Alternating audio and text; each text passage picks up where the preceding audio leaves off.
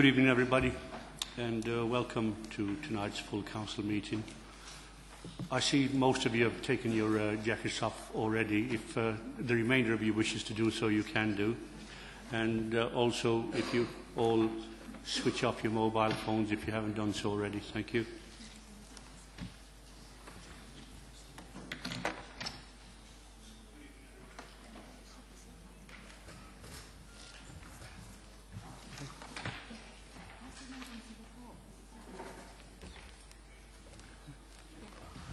Do we have any apologies?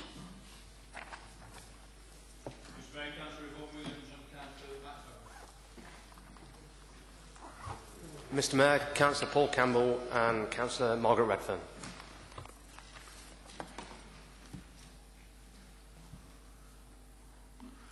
Are there any declarations of interest? No. Item 3 is the approval of the minutes of the annual meeting of 11th of June. I understand there is a change needed on page 4 to reflect the fact that Derby Homes issues should sit within the portfolio of the Leader of the Council and not the Cabinet Member for Housing, Finance and Welfare, as stated in the minutes. If we agree to that change, do I have a proposal?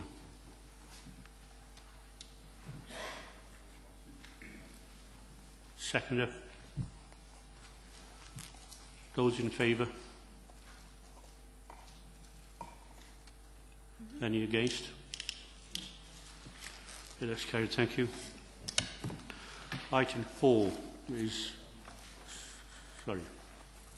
Mr Mayor, can I comment on the minutes of the last meeting? I think you... I'd just like to make the comment that you unfortunately missed congratulating the new members of the European Parliament that were elected at the same time as the local elections, and that there's been a seismic change in the... Mr Mayor, this is out of order. Councillor Graves. And I'm sure you're aware that Roger Helmer and Margot Parker were elected for UKIP. Thank you, Mr Mayor. The minutes are carried. Thank you very much. As I was saying before I was interrupted, announcement from me. I have 3 announcements.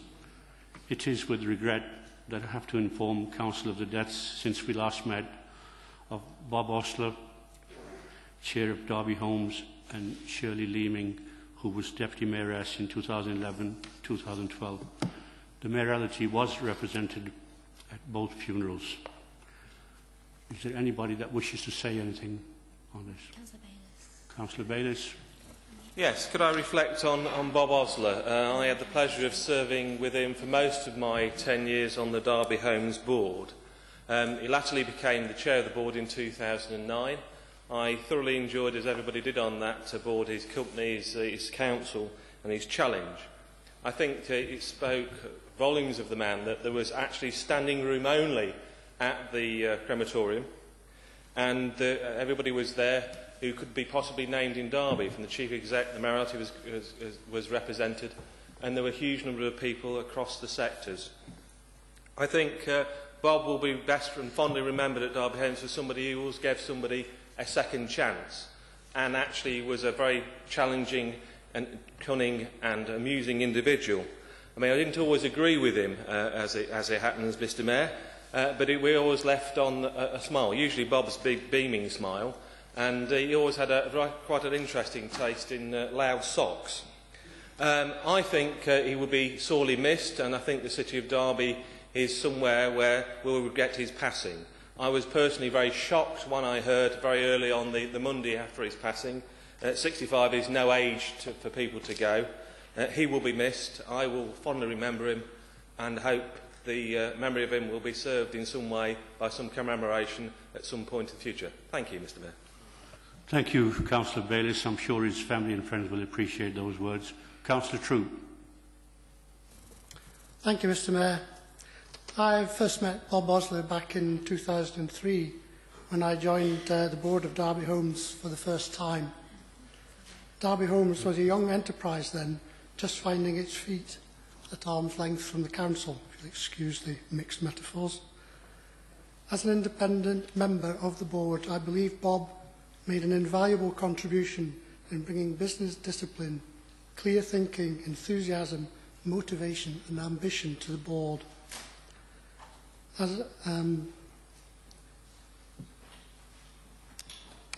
In short, he brought private sector management skills to the board. The late Phil Davis was chief executive and had similar ambitions for Derby Homes to compete with the very best organisations out there. So it is no small part that Bob and Phil played in Derby Homes being assessed as top performing 3 times in a row, which I believe is a unique achievement. In my time as a board member and as cabinet member responsible for housing, I always found Bob to be very amiable and likeable, but at the same time challenging in a friendly sort of way. He had the knack of putting everyone at their ease, but at the same time looking for ways to drive forwards with innovation and skill. In particular, his work with young people in the junior wardens and apprentices at Derby Homes is something he will rightly be remembered for. I had the privilege of chairing Derby Homes' Environment and Renewable Energy Committee for a number of years. Since Bob was made chair of the board, he was very supportive of this area of work. He attended meetings whenever he could, and I was very grateful for his support. He could see how important it was for Derby Homes to rise to the challenge posed by the environment and how tenants could benefit from energy schemes. On one occasion, he shared a car to Allenton with Phil Davis to attend a milestone event in the programme to install solar panels. Needless to say, I went on my bike. At the finish, Bob and Phil set off for Cardinal Square, while I stayed on a bit longer to ask questions about the project. When I met Bob some time later, he quizzed me about the speed of my cycling. It turned out that when Bob and Phil got as far as Pride Park, they were surprised to see me cycling along ahead of them. I had avoided all the traffic by using the Derby Canal path.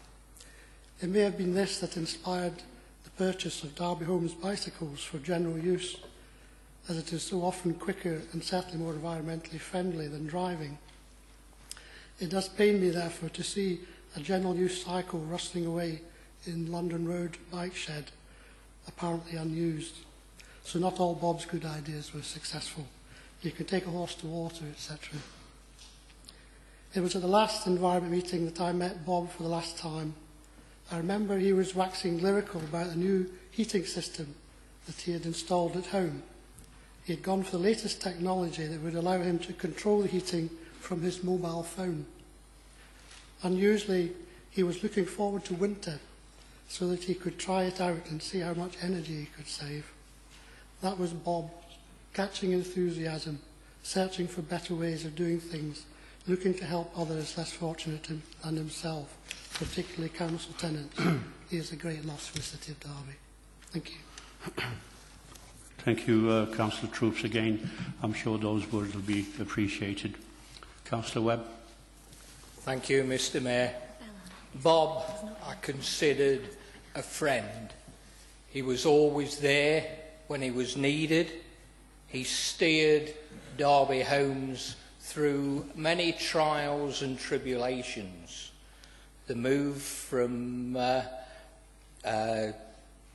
Eastgate House that belonged to Rolls-Royce through to the 3rd floor here and through again to London Road and the depots. He steered Derby Homes through the trials and tribulations of the new governance arrangements. And although difficult and perilous at times, he always had a smile, he always had a quick word, and he always did what was best for the tenants of Derby Homes.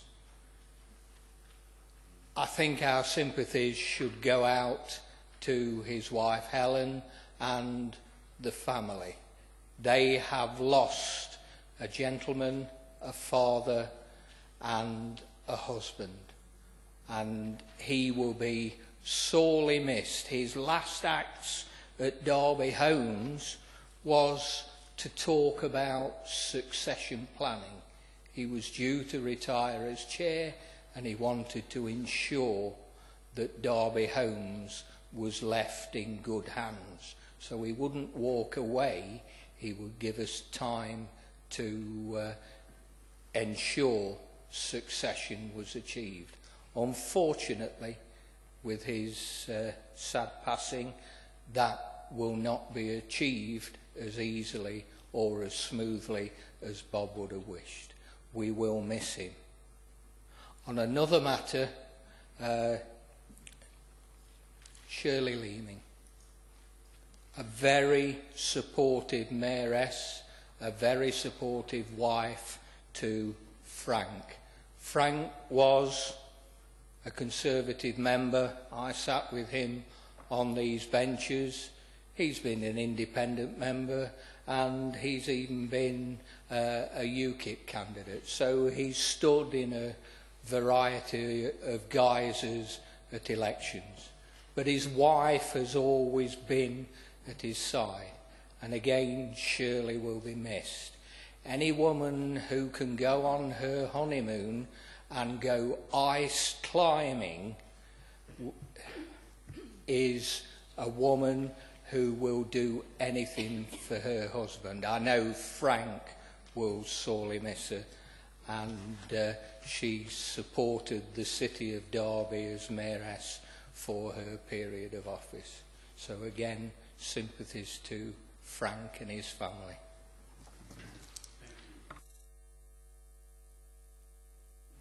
Thank you, Councillor Webb. Again, I'm sure the families of Bob and Shirley will appreciate those kind words. If I could just ask you now to stand and have a minute's silence, please.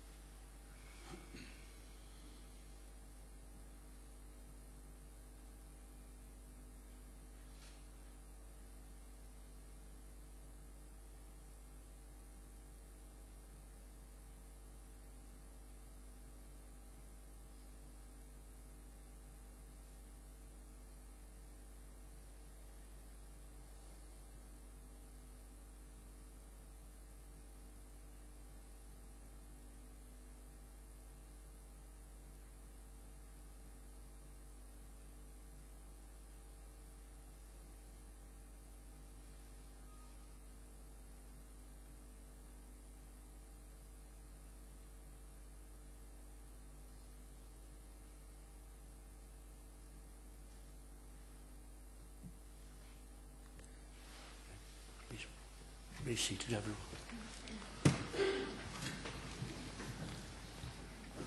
My second announcement is of a more pleasant nature. On the 7th of July, we elected our first youth mayor in a young man called Bilal Butt, who is a student at Chellaston Academy. Bilal, who was elected by our Young People's Engagement Forum, Voices in Action, which he will chair during his term, will be supported by the Deputy Youth Mayor, Emma Renshaw. I'm sure we all wish them both enjoyable, fulfilling and successful years. My final announcement is procedural. Members have been circulated with a report which amends the Constitution to enable us to appoint an acting Section 151 officer, following an announcement made yesterday. I am to take that report for consideration at item 12.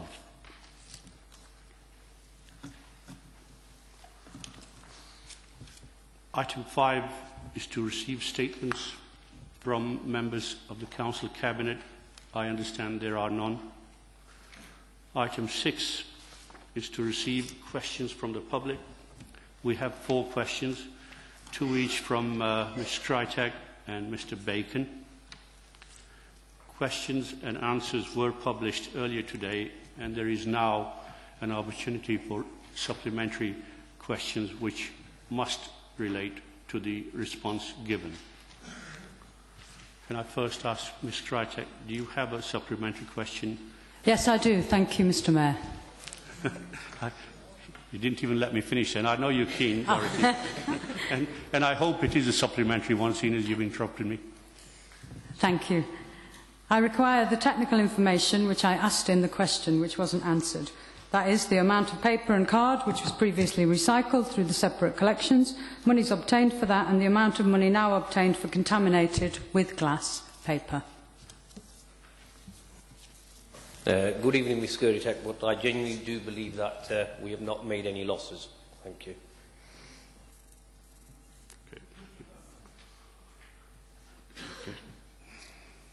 Mr. Bacon, do you have a supplementary question in relation to the answer given by Councillor Banwaite? I have, Mr. Mayor, thank you.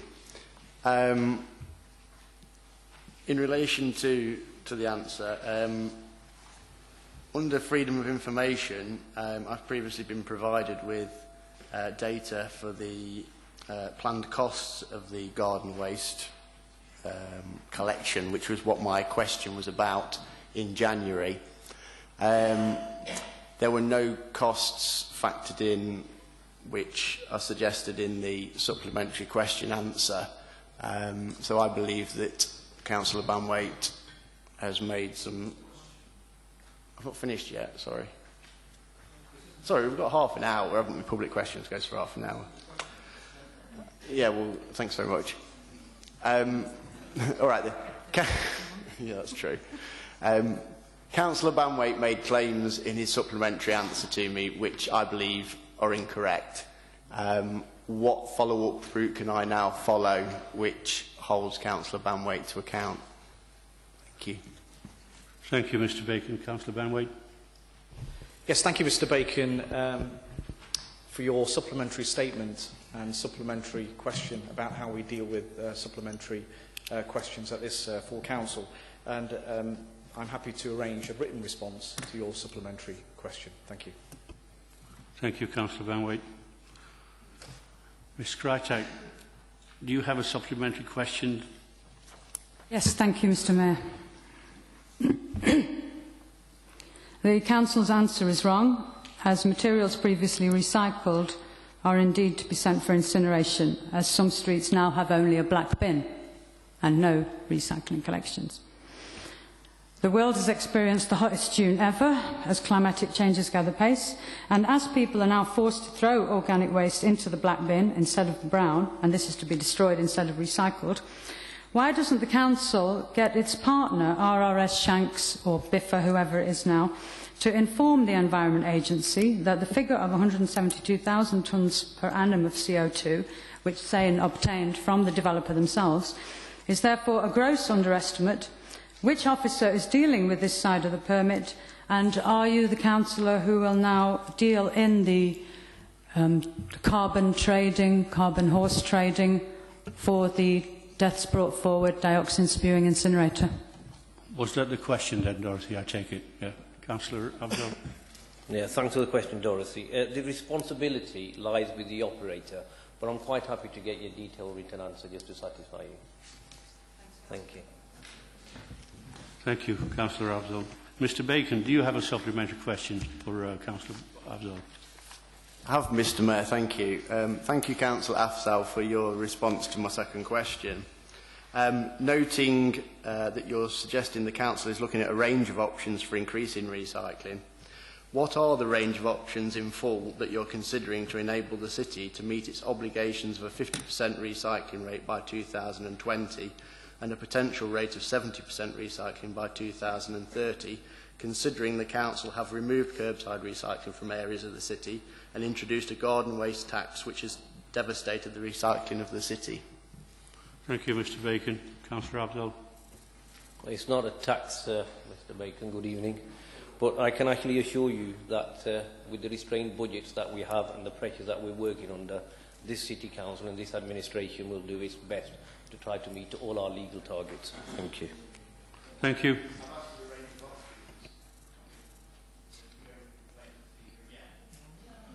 I believe if there's any further communication, you can contact Councillor Abdul direct.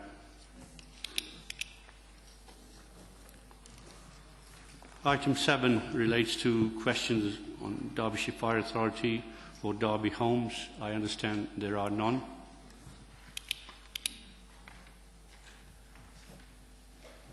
Item 8 is to receive questions from non-council cabinet members.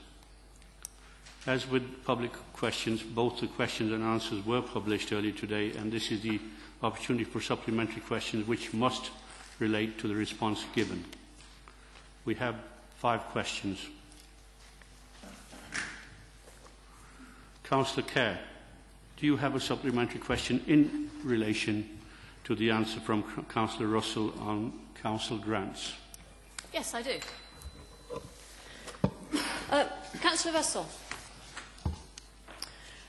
in your answer, you omitted all the information for 2012-13 and ignored the grants that you had actually highlighted last week at the Cabinet meeting. And I've got a copy of the page from the Cabinet report there. How many other grants have you ignored and why? Thank you, Councillor Kerr. Councillor Russell. Good evening, Councillor Kerr. Thank you very much for your question. I can assure you there was no deliberate omission on my part. I gave you a full and frank response to the best of my knowledge. If you require any further information, please feel free to contact me afterwards and I'll be happy to provide it to you. Thank you, Councillor Russell. Councillor Wood, do you have a supplementary question for Councillor Martin? I do, thank you, Mr Mayor.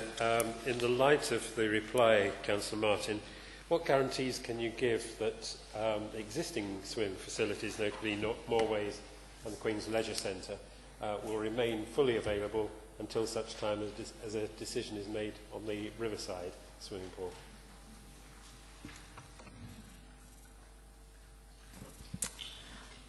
Thank you, Councillor Wood, and thank you for your question, which shows your usual customary linguistic wit. I thought you were going to ask me something about this question. I was going to talk about the swimming pool project still being more in harbour than it being in dead water.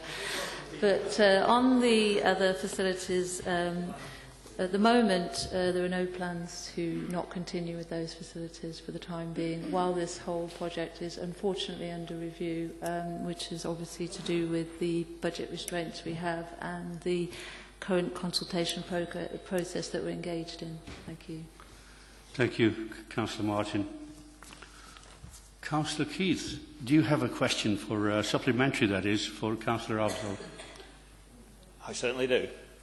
I knew you had, that's why you got up. As you are aware, up till April last year, all wards in Derby were given 36,000 neighbourhood funding per year. Labour then changed it, which gave Arboretum 55,000 per year, as compared to Mickleover's ward, which was just 5,401 for the year. With this in mind, will the Cabinet member accept that the residents of Mickleover and other wards, which were targeted by Labour for community funding cuts, will be furious to learn that £1,000 of the funding taken from them was paid to Aston-on-Trent Cricket Club for cricket site screens? Councillor Afzal.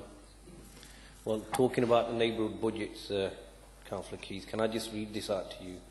The way that the funding has been allocated reflects the approach taken by the current government in its grant allocation to all local authorities based upon a range of indicators including health, crime, housing, deprivation and transport. And it just happens to be that Arboretum ward and there's other wards that have a greater need than some of the affluent wards, so it's just trying to make everything fair. But I can assure you that during this budget process, everything will be reviewed again. Thank you very much. Thank you, Councillor Afzal. Councillor Ashburner, do you have a supplementary question for Councillor Afzal? Yes, Mr Mayor, thank you. Following on from section 2 of my question, which was how much money is raised by selling grass-cutting equipment, the answer implies that it was used on golf courses, so the supplementary part of this is, so highways equipment is now used on golf courses and cemeteries. What has happened to the equipment that was being used on the golf courses and cemeteries? And for the last part of the question, just hasn't been answered. How many Derby City staff have taken off other duties? And there is no answer to that in the papers before us. Thank you. I am after a number of staff, not a general qualitative thing. Fine. Councillor Afzal. Thank you, Councillor Ashburn. I'll make sure you get a written response to that because it's quite detailed. So hold your breath. We'll get a response back to you as soon as we can. Thank you. Thank you, Councillor Afzal. Councillor Holmes, do you have a supplementary question? Yes, please. How can you ensure that Mickleover and any other wards don't suffer from missed or delayed cuts in the future, as happened during April and May this year? Councillor Afzal. Well, if you look at your question, you've actually asked for a rota for all of that, so I'm sure the officers have actually given you a copy of this, but if you haven't had it, you've got a copy. So it's not just Mickleover Ward. We have a responsibility to the whole of the city. I'll make sure you get a copy of this so you're fully aware of when it will all happen. But we're treating all wards equally. Thank you, Councillor Afzal. Moving on to item 9, which is to consider minutes and recommendations from Council Cabinet meetings. Sorry, Councillor Higginbottom, I didn't see you there. Thank you, Mr. Mayor. It's to go back to the question with regard to the neighbourhood funding, and it's purely and simply because I don't understand what happened, and I want clarification in case anybody asks me what happened. I'm sure I heard. Can I just say, you didn't submit a question, and what you're really saying is not supplementary. So I didn't hear the question or the response, and I'm not sure whether I imagined that somebody said that money went out of neighbourhood funding to Aston-on-Trent Cricket Club. Did I hear correctly? Imagination doesn't come into it, but the fact is you haven't submitted a question to ask the relevant Cabinet member. I was just checking I wasn't dreaming, Mr. Mayor. No, it's all right. You're not dreaming, and if you do fall asleep, don't worry, we'll wake you up.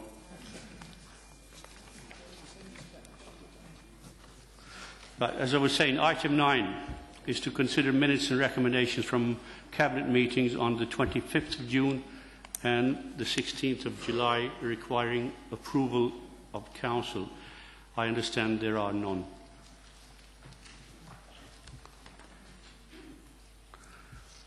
Item 10 is to receive the annual report of the Overview and Scrutiny Boards. Councillor Whitby, as chair of one of the scrutiny boards during 2013-14, can I ask you to propose this motion, please? Thank you, Mr. Mayor. I'd just like to move the report as printed. Thank you. Thank you. Is that seconded? Councillor Upton. Those in favour?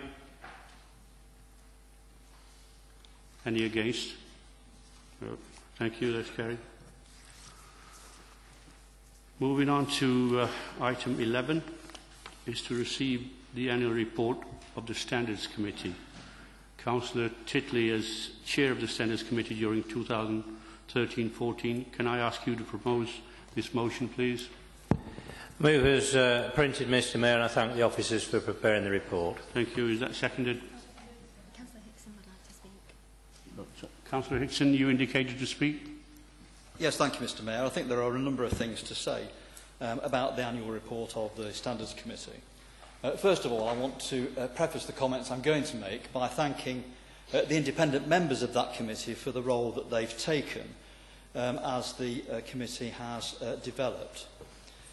But nevertheless, I have to say that the Standards Committee no longer remains fit for purpose, and I explained the reasons why it wasn't fit for purpose in a motion that I moved to Council at the Council meeting before last. The government, when it abolished the Labour-inspired Standards Board Quango, which cost an absolute fortune, and it was absolutely right to abolish, expected that a simpler and more transparent system would be put in place. In fact, the Minister said at the time that all councils now have the opportunity to make a clean break from the bureaucratic standards arrangements of the old regime, which so often led to petty or politically motivated complaints. And I am sure that you and your council will wish to make the most of this opportunity to put in place simple, fit-for-purpose arrangements in which you can all have confidence. Well, I have to say that as far as Derby is concerned, that has singularly failed. It cannot be right, and it remains not right, that there should be an inbuilt majority of one political party on a standards committee that's making decisions about complaints that are made to it. And that is why this year the Conservative group and the Lib Dem group made no nominations to that committee, so it now stands for what it is, in effect, a kangaroo committee consisting of only Labour councillors making decisions about actually we've got no interest whatsoever. So I have to tell Council that as well as not making any nominations to the Standards Committee, we will also not be appearing before it, we will not be responding to any requests from it, and we will not be participating in the work of the Standards Committee in any way. In actual fact, the Standards Committee has got no powers. All it can do is arrange censure of a member, and that's a matter for full council anyway, or it could recommend that a member's taken off a committee, and I'm bound to say, so what? In terms of bad behaviour by members, I think that's a matter for party leaders to take up, and if I thought that one of my members had acted inappropriately, or there was some issue, then I would deal with that, and I would seek the appropriate redress. I don't need a kangaroo committee of Labour councillors to sit in judgment and pontificate about the rights and wrongs of some complaint that may have been genuine or, more often than not, might have been politically motivated. The government, when it abolished the Standards Committee, made it very clear that when it abolished the Standards Committee, that it was going to bring in criminal offences of deliberately withholding or misrepresenting disclosable pecuniary interests, and that's now in place. And that is the only sanction as far as members are concerned. They either do something criminal or they don't.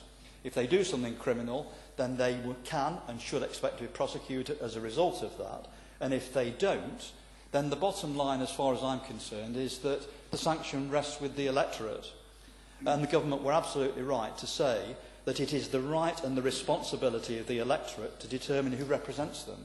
And if they think that somebody is not behaving appropriately, or they don't like the way that they're discharging their duties, then it's a matter for the public to vote them out when they come up for election, not for Labour councillors who now sit in isolation on that committee to make a judgment. So we'll have no further part of the Standards Committee. As I say, we're not going to cooperate with it, we're not going to appear before it, and we're going to ignore all of its mechanisms. And I would expect that probably, I don't know, the Lib Dems will speak for themselves, I think they will probably do the same. And if anybody's got any issues with my members, I will deal with them. But I'm not going to expect a judgment from a Labour-controlled committee. If you want to revisit the arrangements to make it more fair and even, as I put forward in that motion, then you may do so and we'll reconsider it. But until that time happens, as far as I'm concerned and my group's concerned, the Standards Committee is dead. Thank you for your views, Councillor Hickson. I'm sure there's plenty that disagree with that. Councillor Graves. Yes, afterwards. Thank you, Mr. Mayor. I seem to be agreeing a little bit with Councillor Hickson here.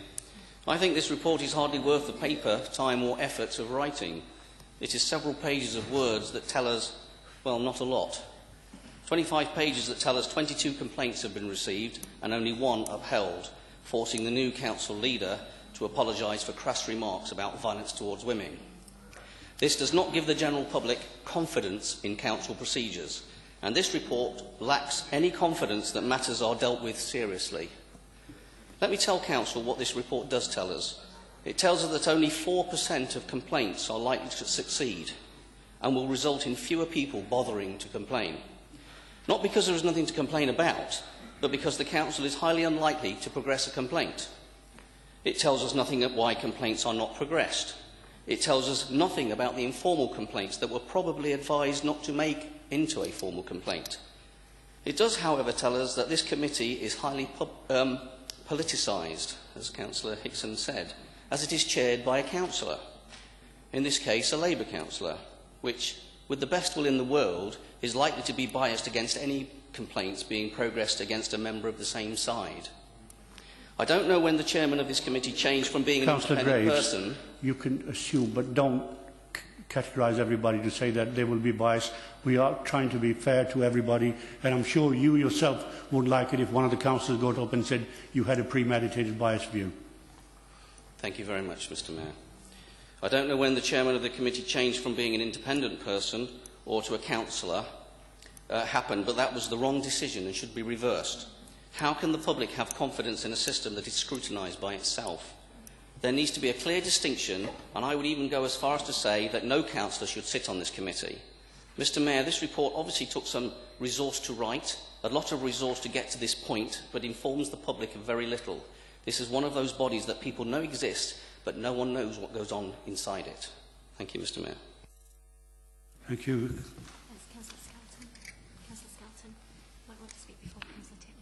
Councillor Skelton, before you, Councillor Timpson.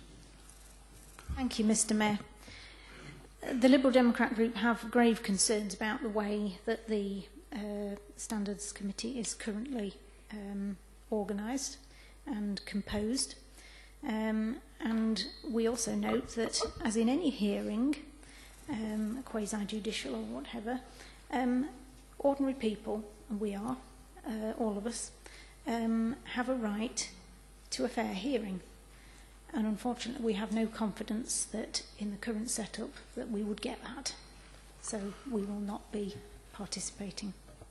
Thank you, Councillor Skelton. Councillor Titley. Well, on one level, I find all of this rather amusing because I was actually moving the standards report for last year, not talking about the forthcoming year, or rather the year we're in. And actually, this is just what I was expecting, since neither of the main opposition parties have advanced nominees to the board. My observation, first of all, is that that's great political rhetoric, but for those of us who were in the council in 2012, and that was the year I came back, I seem to remember that I can't remember the opposition parties opposing the formation of the Standards Committee in the way it's composed now. I believe at the very least they abstained on it. I'd ask the monitoring officer to check, but I think they voted for it from memory. But without being sure about that, I'm not going to be definite in my statement. But there were certainly no speeches of opposition to it. It was just accepted. The parties put the names of the members forward they wanted to. I actually think that it's now a case of it's politicised. Well, all of the statements I've heard are politicised, and perhaps people ought to reflect on the nature of some of the vexatious claims that are brought forward, because they're clearly politically motivated. And one thing that I've tried to do, and I think actually all of those who pretty well participated in the proceedings over the last year, is make this as much as possible a non-political body. I'll rest my case there, Chair. The arrangements of the Standards Committee are what they are, and they will continue to operate in that way unless I'm told otherwise. As far as I'm concerned, they serve the purpose. All the parties supported them de facto in 2012, and they carry on. Thank you, Mr. Mayor. Thank you, Councillor Titley. Now, going back to the original motion proposed by Councillor Titley, do I have a seconder? Okay. Those in favour?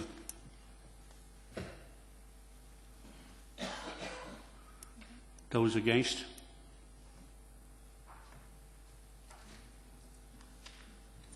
Okay. Thank you.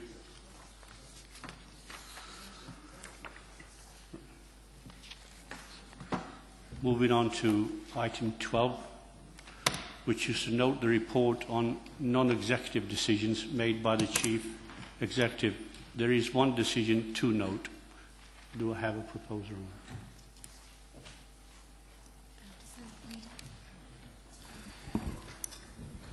Move as printed, Mr. Mayor. Thank you. That's seconded. Okay.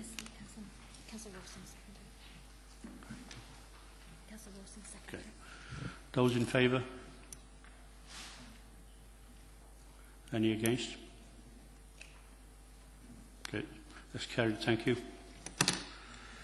As I said at the beginning of the meeting, I now intend to consider the document circulated as 12B, the amendment to the Constitution to enable us to appoint an acting Section 151 officer. Do I have a proposer? Mr. Mayor, move as printed. Thank you. Seconder. Thank you. Those in favour? Any against? It's carried. Thank you. Item 13 is to consider the notices of motion, and we have 3. The first is to be proposed by Councillor Kerr, seconded by Councillor Ashburn. Councillor Kerr. Thank you, Mr Mayor. Mr Mayor, fellow councillors, few members will be unaware, either from Radio Derby or from contacts and complaints they've had from members of the public, on the issue that we're talking about here, which is the new notice boards that have gone up across the city, on which we're now getting advertising hoardings, and which we know are being paid for by whoever's advertising, and it comes into the council's budget. Now, I'm not complaining, I'm not saying that anything has been done wrong, but I'm just saying things could be done better in the future. People who are aware of planning legislation, such as Councillor Bolton, are aware that if you have a planning application, it goes as a notice, usually on a lamppost, but somewhere near the application site, and it will be published, usually in the Derby Telegraph. And there's fairly wide circulation of that, and people who are interested in a particular locality may well walk past, they may drive past, they may stop and actually see that there's something that they're interested in and find out more. Where we have requests for advertising consent, we don't have that same level of publicity. We don't even have the little notices on the lampposts. People who don't get letters if they live next door to the site or they live opposite the site. There is not that publicity to say something is going to happen, something is going to change. So, that's not much of an issue, or at least it's not as much of an issue, if there isn't actually a physical change to the environment. But in this case, with the advertising boards, we've got new structures going up. It's not just a piece of paper being stuck on an existing fence or wall. It's a whole new structure sitting on the side of the highway. And even that structure doesn't need planning approval because it's advertising consent. It's merely a structure on which we can put the advertising. So it was not surprising that there were complaints. Some people may have been lucky that no one has dared put such a board anywhere near their ward, but quite a lot of us have had them arrive in our wards. And the public perception is negative. The public see the council as being judge and jury. They see the council putting up a notice board and getting the revenue from it, favouring itself, because the majority of the public don't understand the planning system and they don't understand the peculiarities of actually applying for advertising consent. People object to them. They object to the visual impact and they object in many cases to road safety. These boards have by and large been put up in places where there is a lot of traffic, and where you have a lot of traffic you also tend to have a higher number of collisions taking place. So there are 2 things people will notice that this is requesting. It's requesting that in future we have a different level of publicity when we are putting in advertising consent to be considered by our own officers. And I'm proposing that we have... Mr Mayor, do you think this is a reasonable level of discussion that's going on amongst your group? But do you think that the level of publicity when we're applying for advertising consent should be at the same level as it would be if we were applying for planning approval, which would mean that we write to neighbours adjacent to that site, we put up a notice on an adjacent lamppost and we mention it in the newspaper. And secondly, in this case, and this is something that's already been mentioned in passing on Radio Derby, there was a comment back from the council to Radio Derby, which they reported, to say that the council would be happy to reconsider these various sites. And I'm suggesting that in this instance, because there hasn't been that prior publicity which the people of Derby would have appreciated, that neighbourhood boards are allowed to consider any advertising boards within or very adjacent to their area, and if they feel they are inappropriate, to ask for them to be removed at no cost to the neighbourhood board and with no repercussions to them. The council will need to pay for that itself. That's what I'm proposing, and I hope that because it's something that affects people across Derby and it will potentially affect our residents in any ward in the city, that we wholeheartedly support it and there is no objection. Thank you, Councillor Kerr. Councillor Ashburn. I reserve my right to speak later on. Thank you. Thank you. Councillor Wood. Thank you, Mr Mayor. I'm not known for agreeing with everything Councillor Kerr says or suggests, but I do feel that this motion is very sensible in its content. And I want to say right from the beginning that not only will my group be supporting this motion, but that we have no objection and no argument with the Council raising money from the private sector in the way that this is, has been proposed. Any source of income that the Council can make is worth doing to save the Council taxpayer and the Exchequer, particularly in times that we're going through at the moment. It's the way that it's been done. Only a year ago, a lot of banners started appearing on lampposts, and they're fading nicely now and not saying an awful lot. And any student of history would know that that's not any surprise whenever any tin pot dictator is coming to power or planning his campaign. Things go up on lampposts. And history will also tell you that some of those dictators got a better acquaintance with those lampposts at a later date. The pity is that these have suddenly arrived without going through the proper channels of consulting people. We may not have to do it, but this is a council that's supposed to be transparent. This is a council that has neighbourhood forums and boards to talk about what's going on in their wards, and that is commendable. And this motion actually gives a chance for that to happen. We've a tried and tested method of consulting people on planning applications. I've sat on the Conservation Area Advisory Committee for over 30 years, actually. And, yeah, poor devil, yeah. And we looked at these and we got a change to policy. They're not in conservation areas and they're not outside listed buildings. But if they were outside my house, as some people who have said they are outside their houses, they're hopping mad. And it's not surprising. If they'd actually had the courtesy of a letter or been asked about it, they might have said, well, I do object to it being there. Can't it be at a different place or something like that? It's not always a question, like all planning applications, it's not a question of one side against another. They can often come to a compromise where something is moved a little or road safety aspects are looked at, because there is a road safety aspect to this.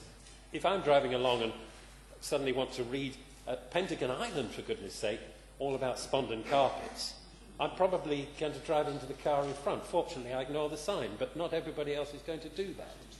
We are now down to one enforcement officer in the planning department, which is a great pity, but he has a really tough job to enforce the planning regulations.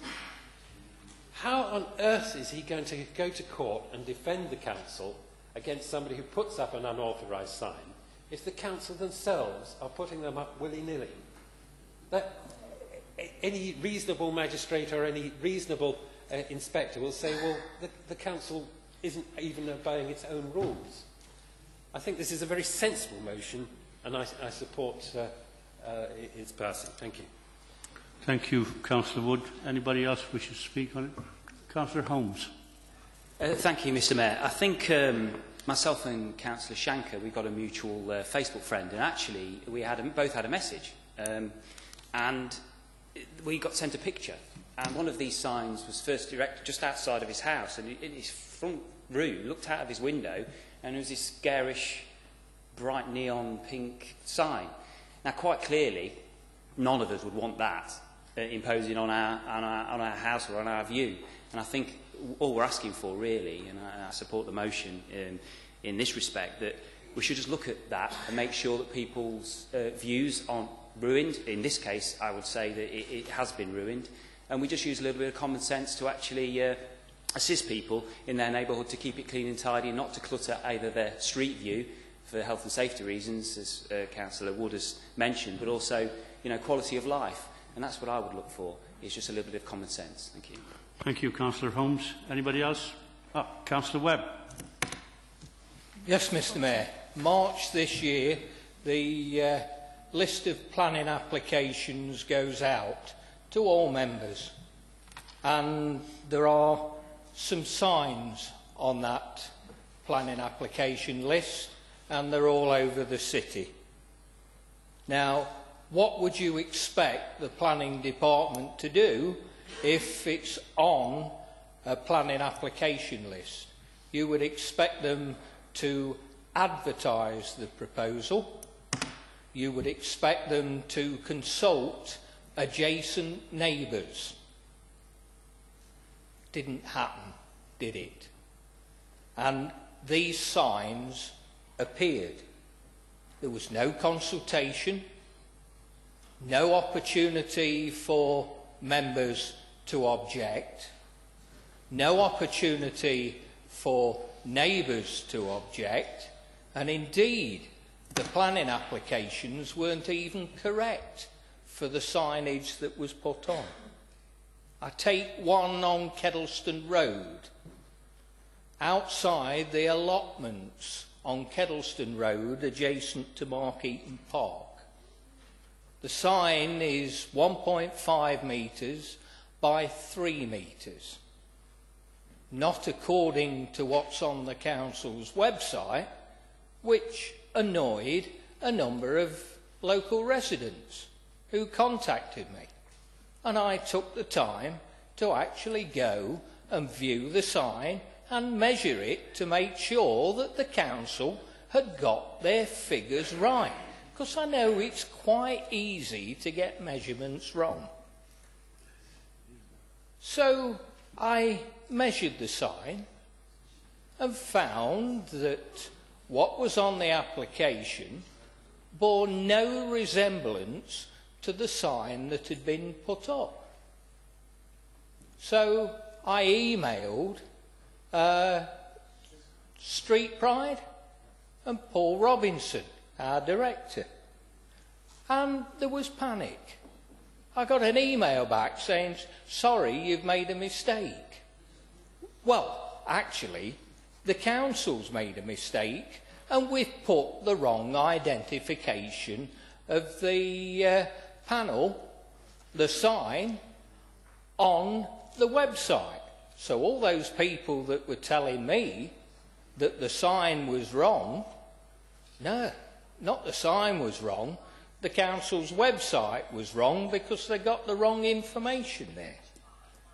And then, to top it all, with regard to consultation, Highways were consulted. Now, Highways say that there's no particular problem with this sign. However, it's at the entrance to the local allotments on Kedleston Road. Also happens to be adjacent to a footpath and also a cycle path. Now the cars go into the allotments, they cross the cycle path, they cross the footpath, they can see for miles without an interrupted view. But then try and leave the allotments. Funny, but there's this big sign that blocks your vision to the left-hand side. It wouldn't have done if it had been the same size as the sign on the application. Nobody would have objected then. Well, apart from it being a monstrosity, but it wouldn't have interfered with cycling and pedestrians. So I think before we do this again, we need to get our consultation process right. We need to ensure that members of the public are consulted. Bear in mind we've just changed our policy, so 15 objections would bring something to planning committee, or if the local councillor was informed and wanted it to go to planning. So I think we need a total rethink, and I totally agree with what's in this motion. Thank you, Mr. Mayor. Thank you, Councillor Webb. Councillor Bolton. Oh dear, thank you very much, Mr. Mayor. I would like this motion rejected. It's just not practical, it's just not sensible. And in actual fact, I think the proposer and seconder have got the issues muddled up between advertising consent and planning consent. They are two different things and are dealt with in different ways. The legislation is totally different for both issues, and therefore they cannot be amalgamated. The first point I'd like to raise in the motion is that members of the public in many areas have expressed concern. As chair of the Planning Committee, I haven't had any complaints. I know there has been a media frenzy on Radio Derby when a certain councillor did raise the matter and totally got his facts wrong and blamed the Planning Committee for authorising and agreeing the sign, and he had to retract his statement, and I actually got an apology from that councillor saying that he got his information totally incorrect, and I accepted that apology. But as regards many areas have expressed concern, that is just not true, Mr. Mayor, and I think this motion is mischievous and misleading. As far as consultation goes, in the second paragraph, members are told each week from the planning section of all the planning applications and the applications for advertisement consent. We are all sent that, as members, every week.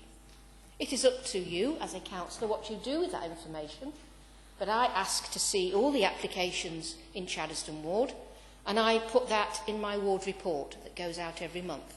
So I consult with Chaddesden Ward. It's up to each individual councillor how you disperse that report within your wards. As regards encouraging neighbourhood boards to consider any new advertising boards, well, I think the motion proposer and seconder clearly don't have enough information or enough to discuss in their neighbourhood boards if you want to discuss this topic. We've got lots of information and lots of opportunities for new projects, particularly in Chaddesden Ward, that we want to move forward to help the local community in times of trouble by this coalition government. And I'm sure they can find better things to talk about than advertisement consent in their wards. The way this matter has been dealt with regarding this motion is mischievous. It's perhaps an article for the next Focus magazine, who knows, but I would like to reject this motion because the planning officers have got enough to do to deal with. If this motion goes through, we can take, in the past 5 years, we've received on average over 100 applications for advertisement consent. If this motion goes through this evening, that will mean approximately another 400 or 500 letters being sent out by our already staff. Councillor Kerr, are you listening? This is very important. The staff in the planning department have already got lots to deal with. They have to deal with the nitty-gritty, the big applications that we want to regenerate the city that bring unemployment and jobs. And I think that's what we need to concentrate, employment and jobs, not dealing with piddly little things and perhaps an article for the next Liberal Focus. I would like this motion rejected. Thank you, Mr. Mayor. Thank you, Councillor Bolton. I think Councillor Kerr is trying to say something. Councillor Kerr. I just want to emphasise that the recommendation would only affect applications from the council. Mr. Mayor, this is out of order. If it's a point of order, it needs to be clearly within council procedures. This isn't. Yes, it does. It does. To comply with CP 64, she needs to quote which procedure she wants to clarify. Yes, I've been told you have to quote the procedure. No, obviously can't. We'll move on to Councillor Carr. Thank you, Councillor Kerr, for that minor contribution. Councillor Kerr. Sorry, Councillor Carr. I've got to get Lucy out of my mind. Thank you, Mr. Mayor. Perhaps you should have gone to Specsavers. Just 2 points to clarify. Councillor Bolton has got it round her neck. This motion seeks to clarify the difference between advertisement and consent. We're not confusing it, she's confused it. And the other thing is to make clear, the point that Councillor Kerr wasn't allowed to make, is that this only refers to advertisement consent applications by the Council, of which there are very few. Thank you, Mr Mayor. Thank you. Councillor Carr, that is. I don't think there's anybody else. It's Councillor Ashby I recognise too. Just, yeah. Councillor Benway. Thank you, Mr Mayor. You know, I've got to start by saying Derby is a great city, and I think we can all agree on that. But if you were a visitor from an island paradise and you were thinking of, you know, having life on in Britain, and you're doing the rounds and visiting our great cities, and you perhaps sat in the gallery there, know nothing about our city, you'd be pretty excited. You think to yourself, you know what? This Derby is utopia. They have absolutely no problems. Because all they can find, the city leaders, the elected members in our city to talk about is planning consent for advertisement boards. We've spent 30 minutes on this agenda item, Mr Mayor. We've had the Deputy Leader, Councillor Kerr, who's come back with a vengeance. We've had the Deputy Leader, Councillor Holmes. We've had various other speakers, and very eminent speakers, with vast experience in industry. And the biggest thing on their mind at this moment in time is advertisement consent for boards. And I'd like to remind my fellow councillors here tonight, a child in this city, in our city, will go hungry tonight and tomorrow night. I have a resident in my ward, Mr Mayor, that hasn't had heating in 4 years because their boiler broke and they cannot afford to fix it. Now, if I was a visitor to this city and I went away from this meeting, I'd think there was absolutely no major issues facing our city. But the reality are, there are huge issues facing Derby. And I want to be inspired from my elected members across parties to talk about the real issues. And Councillor Kerr, you've come back after all these years. Is this the biggest thing that you got elected for? Now think about that for a minute. There are huge issues facing our city. We've had to cut services worth £60 million in Derby. We've got another £70 million cuts yet to make. Surely your first motion since you got back, and you aspired to be a Member of Parliament, isn't that worrying? I mean, I like to think you in Parliament, the biggest issue you can talk about when we've got a crisis in Ukraine is, that's important, but this is more important. Councillor Kerr, you've got to get your priorities right. And I have to say, I'm very disappointed in the contributions made tonight. So we must put this into context. Now, while we are talking about these issues, let's put it back into context. While we found ourselves having to be creative and innovative, and I like to think council should always be doing that, but the times have presented themselves, we have to think outside the box now more than ever before. And this council, this Labour administration, has been left with a terrible mess created by this government.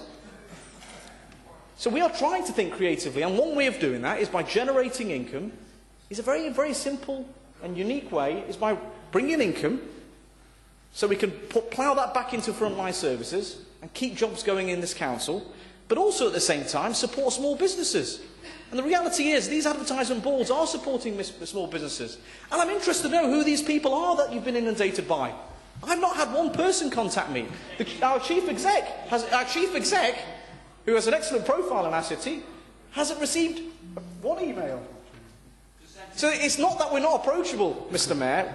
And this is political opportunism of the worst scale.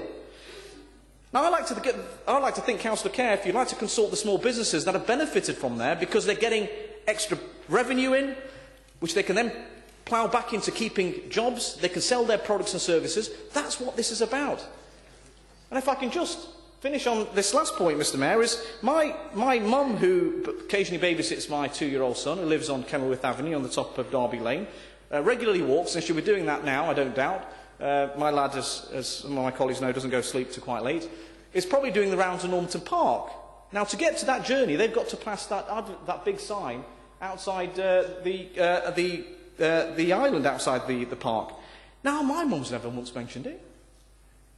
You know what? Because she's got other more important things to think about. So I think we've just got to get a grip here. And can I say, Councillor, I'm going to set you a challenge. I'm going to set Councillor Holmes a challenge. I'd be interested. I would love to be an observer at your group meetings, because I think that, I don't know what you talk about. You must have geared up to this. You must have spent a good. If you spent half an hour here talking about it, you must have had a really thorough debate in your own group meeting. So I'd love to come along and just to see what they do, what the big issues are sitting on your minds. So thank you. Thank you. If there's no other. Councillor Higginbottom. Thank you, Mr Mayor. Councillor Banwaite has just mentioned poverty and that people will go hungry tonight. I don't see a motion tonight from Councillor Banwaite telling me how he's going to resolve that. So I challenge you, Councillor Banwaite, that you put forward a motion at the next meeting to tell us how you are going to deal with poverty in this city. I won't even try to justify that. If there's nobody else, Councillor Ashburn. Thank you, Mr Mayor. Councillors Banwaite and Bolton seem to be confusing themselves. We're discussing advertising consent by the council, not planning consent. We're not even talking about advertising consent in general. Councillor Banwaite has raised the issue of the crisis in Ukraine. Thankfully, that is not an issue for this council to debate. We should be dealing with things in Derby. I agree with you, Councillor Ashburn. We will therefore, and the purpose of this motion is to take into to include members of the public and the neighbourhood boards in the decisions relating to these advertising boards and advertising put up by the council in general, especially given the potential road safety issues.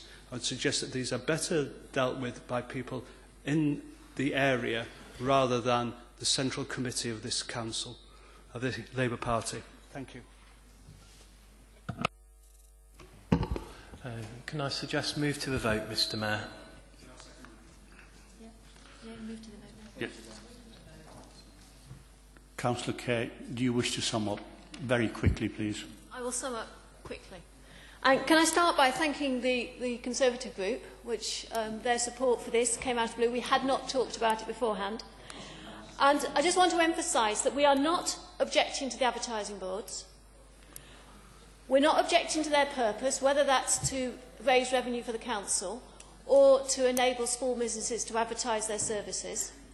What we are proposing is a way forward that will give more say to the people of Derby, to our residents, to the very people that Councillor Banwaite said should be on our minds, that we should be thinking about the people of Derby, and that includes the people of Derby who have large pink boards outside their house, which didn't used to be there.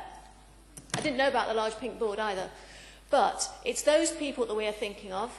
It isn't an earth-shattering issue, but it's an issue that matters to a number of people here, and it is something that's small enough that as an opposition group on this council, we thought there were sufficient people here who would see this as something that wasn't going to cost an enormous amount of money, but would make a significant difference to the well-being of people in Derby in general. It is the change from being dictated to by the government in terms of what advertising you do, to being able to be an open and responsive local council here and making decisions for Derby that are right for Derby. It's only our applications that would make any difference, and it is only advertising consent and not planning consent. So it's a very small ask that we're asking, and I think it will show a lack of imagination if the Labour group is not able to support this. Thank you. Thank you, Councillor Kerr. Right, can we just move to the vote now? Those in favour of the motion?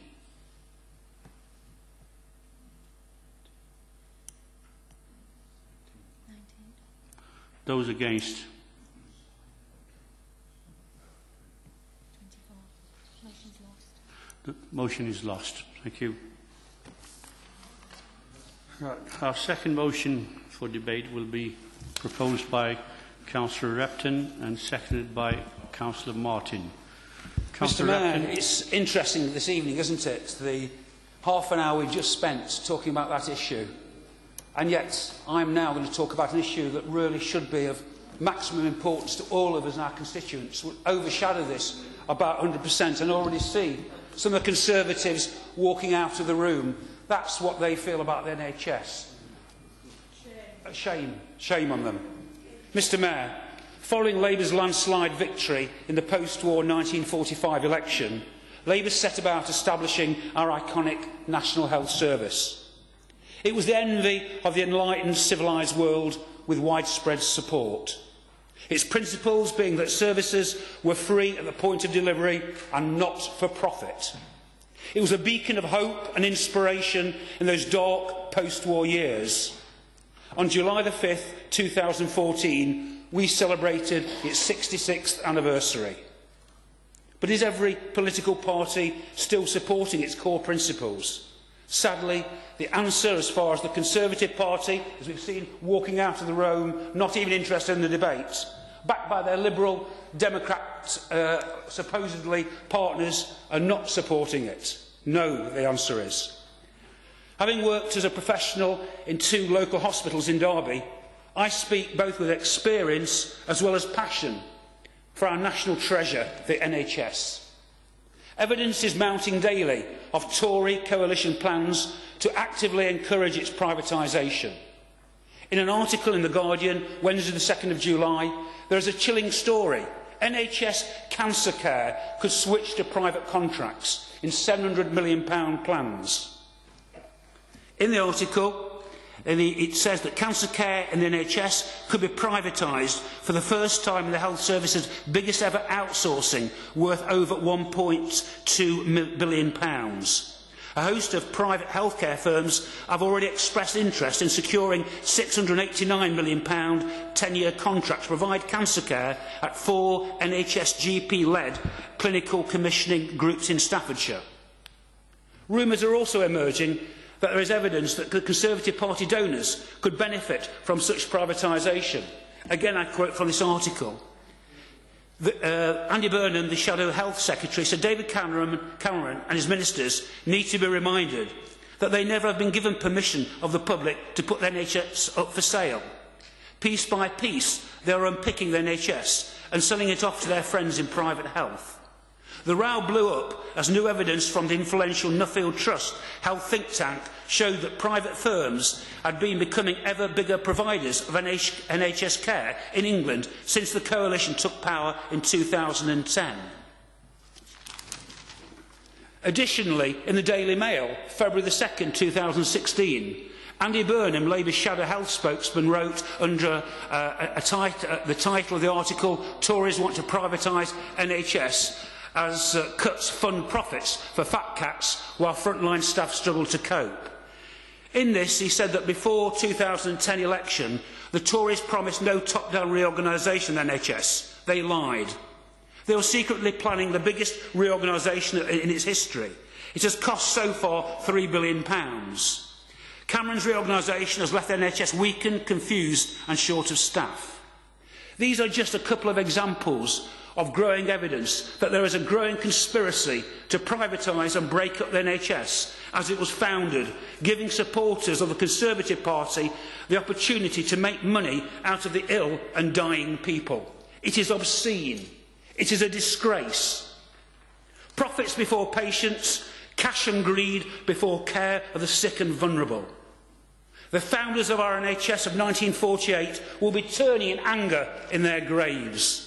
The public need to be fully aware of what is being done in their name. They need to write to their MPs, objecting in the strongest possible terms, and join us in a demand for the repeal of Section 75 of the Health and Social Care Act before our beloved NHS is destroyed. We in the Labour Group will not be found wanting when the NHS needs our help, as it does today. It has saved many of us and our families from illness, pain and death. It has come to our need on many occasions, and it is time for all of us to come to the NHSs. I support the motion and urge all members from all sides of this chamber to similarly support the motion if they really do care about the NHS and the needs of their constituents in this city. Thank you, Mr Mayor. I move the motion.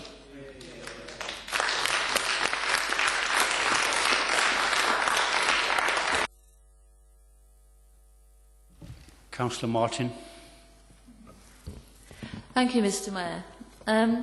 Here in Derby, the Labour group have time and again condemned many actions of this Tory and Liberal Democratic government, as we might be expected to. But our opposition to the government's handling of the NHS springs, not this time, not from some blind will to oppose them. It actually surges from a deep sense of outrage and genuine concern at their actions, which are driven by blind ideology. The Tory party have been in the grip of this ideology since 1979. All they can think is privatisation, privatisation, privatisation. And this is all very, very un-British.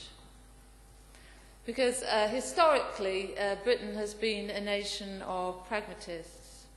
We look at what works best in a given context, and we go with that.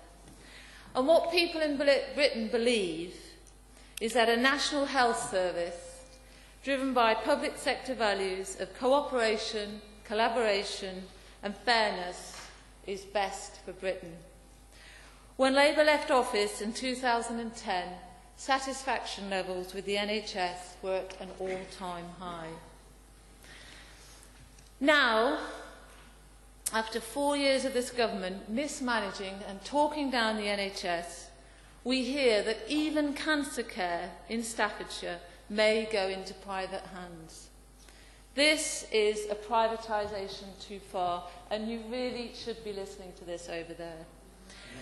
With the general election in our sights, the government thinks they can get away with privatising cancer care. I can only assume that they and our colleagues over here are entirely blind. We know that the government are reckless. Their reforms neatly absolve them of responsibility for what is happening in the NHS. It's all apparently the decisions of clinical commissioning groups. But it's their reforms that have actually allowed this to happen. They have fragmented commissioning, they've removed financial protections on foundation trust, they've abolished the cap on private patients, and introduced a regulator to promote competition at every level in the NHS. It's competition all the way. Now, there's nothing wrong with healthy competition in the right context. But I ask you, why should companies compete to make a profit out of somebody else's disease, especially one as difficult and sensitive as cancer? Do we really believe that care will improve just because it's delivered by private companies? Is the provision of cancer care really equivalent to utilities provision or even baked bean canning? Study after study has shown that the NHS provides more cohesive and better value care than the private models that exist elsewhere in the world. Now, people often say that there's not much difference between the main parties. And I think that sometimes there are rational solutions which the parties will agree on as they actually make sense. But I think on this issue, the NHS, there will be a choice at the next election. The Labour Party will stand for cooperation in the NHS and for a pragmatic vision of what will work nationally for everyone, not just the well-off in what will be a two-tier system. The Tory party has only one vision, which is privatisation at any cost. And shamefully for them, that cost is now cancer care. I support the motion.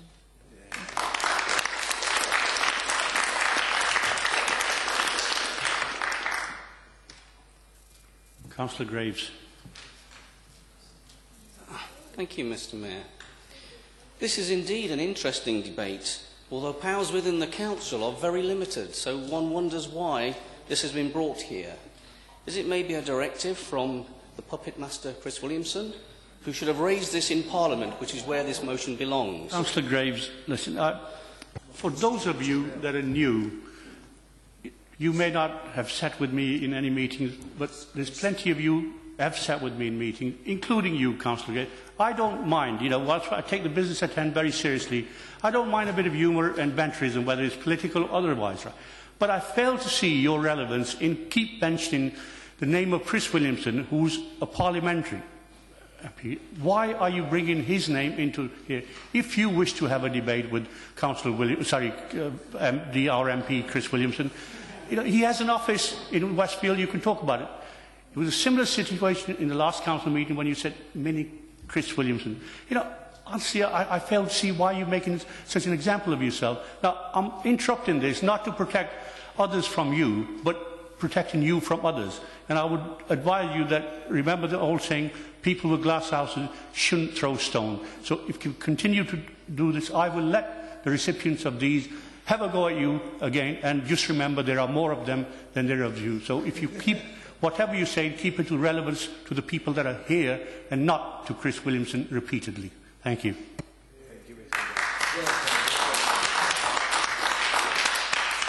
Thank you, Mr. Mayor, for your impartiality and, I think, a veiled threat, I think. It has nothing to do with impartiality. I would say the same thing to somebody having a go at Pauline Latham or Margaret Beckett, because I don't believe that is fair. They are not here to defend themselves, and if any one of you, whether it's you, Councillor Graves, or anybody else, has an issue with our three MPs, they're more than welcome to contact them. And if you can't be bothered to contact them direct, we can ask member services to arrange an appointment for you. Thanks.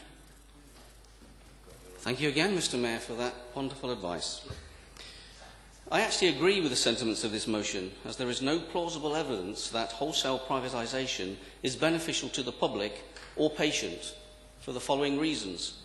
A supply-induced demand service incentivises providers to increase incomes, and therefore profit becomes the driver. Allowing service providers to provide what they want, where they want, can result in maldistribution of resources. This has been shown in places such as Sweden, where rural areas become unserved by primary care services. There are many hidden costs for competitive markets, which can detract from the provision, such as preparing for a bid. Members may be surprised at how much bid preparation costs, and therefore large amounts of money is spent on paperwork rather than service. I'm not completely comfortable that the incentive for making people well is profit. In contrast, we do already have a great deal of private enterprise in the health and the NHS, and because of the burdens that successive governments have put on it, the situation in the UK is and will get worse. This is exacerbated by a membership of the EU with policies such as the open door immigration policy, allowing many people to use our services, not just the NHS, for free. Health tourism is also a major factor, estimated to cost the country £2 billion, a figure that continues to grow under the old parties. I don't agree with privatisation of the NHS in any sense or form. However, if the Labour Party and the Liberal Democrats and Conservatives continue on their crash course, the NHS will change beyond recognition. That would be a shame, and neither the current government nor the opposition party have the answers, as have been proved over the last 2 to 3 decades. Thank you very much, Mr. Mayor. Thank you, Councillor Graves. Councillor Skelton. Thank you, Mr. Mayor. On reading this motion, there is a great deal of inaccuracies in it, and for that reason, I would like to propose an amendment. Mr. Mayor, the amendment that is proposed by Councillor Skelton and seconded by Councillor Nater is as follows. I move that the motion be amended by the deletion of paragraphs 3 through to 8. Therefore, if the amendment is approved, the motion will read as follows. Council recognises the 66th anniversary of the founding of the NHS on the 5th of July 1948. Council believes that the foundation of the NHS is one of the greatest achievements of the 20th century and is an institution that, as a nation, we should continue to nurture. Thank you, Mr. Mayor. against what I'm saying. Do we have a seconder for that amendment? Mr Mayor, I reserve my right to speak. Thank you, Councillor Nater.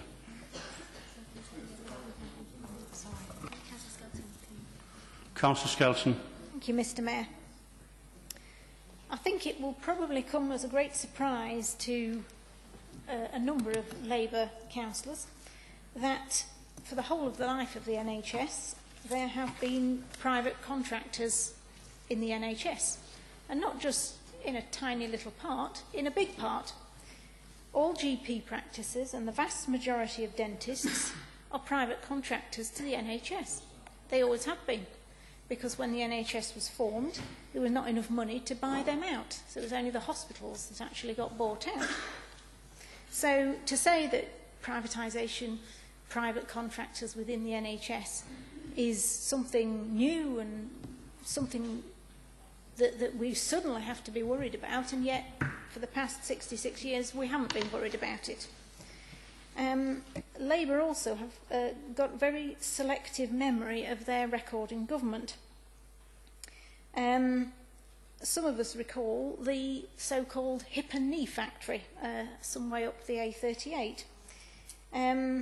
Thankfully, that's no longer open. But under Labour, when Labour were in government, amazingly, for doing a hip or a knee operation, that concern got a third more money for doing that work than an NHS hospital would. Now that's actually been stopped under the present government, and which is why the hip and knee factory went out of business.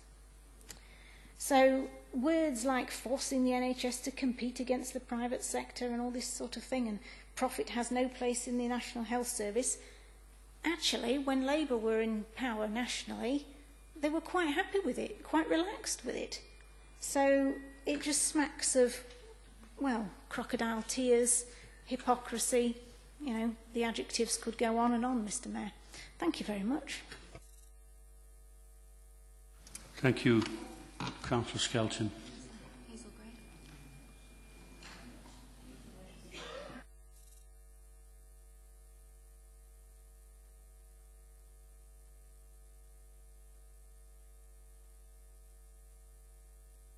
Anybody wish to speak on the amendment? Russell now. Councillor Russell. Thank you, Mr Mayor. I'll speak very briefly. I'm outraged, actually, that Councillor Skelton feels it appropriate to propose that amendment. I was actually going to say that at least the Liberal Democrats had the decency to stay in the room whilst we were discussing the outrageous behaviour of their government, whilst the majority of the Tory party, sadly, all got up at once and walked out of the room when we are talking about one of the, in fact, probably the most important public service we can treasure as a country. So shame on you and shame on you. We will not be accepting this amendment. Thank you, Councillor Russell. Councillor Kerr. I am somebody who I'm very grateful for the NHS. From when I was first born until now, I have been, like many other people here, probably everybody else here, have used the NHS again and again and again. But we need to separate the ideology from the actuality. The NHS isn't always free at the point of service. I have to pay for prescriptions. Most people in England do. People in Wales do not. But for here, you pay for your prescription. Eye tests are not free. I think they should be, but they're not. And the cost of your glasses, again, is something you have to pay for. Dental work. Who gets free dental work these days? Certainly not many people. Not unless it's an emergency in a hospital.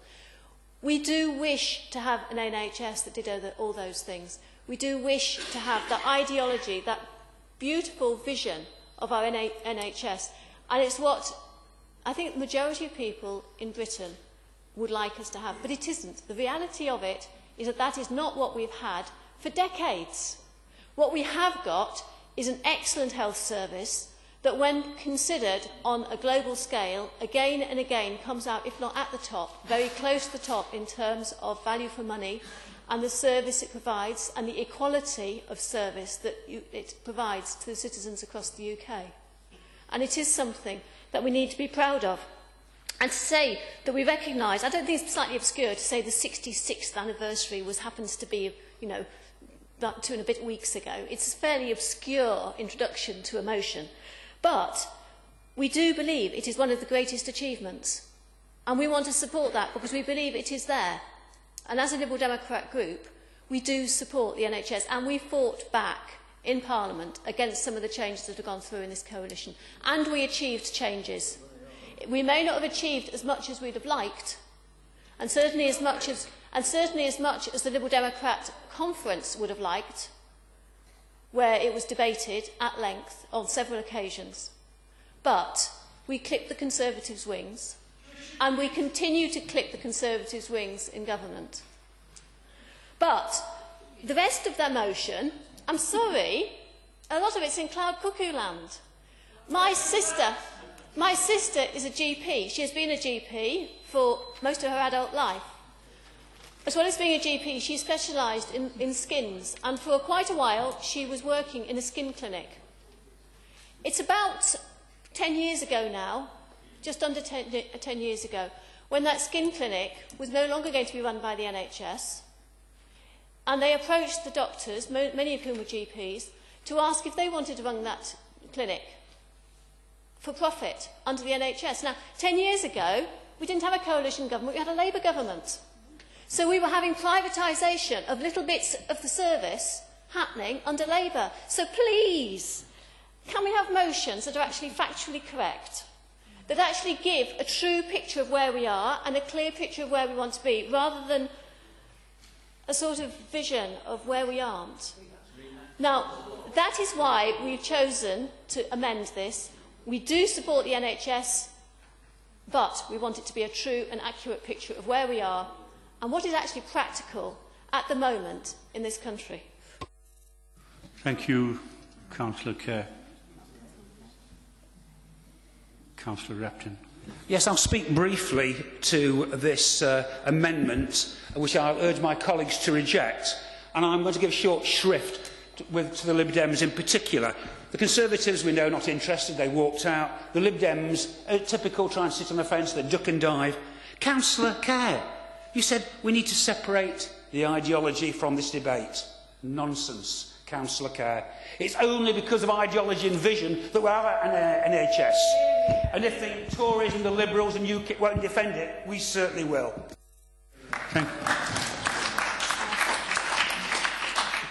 Thank you, Councillor Repton. Councillor Webb.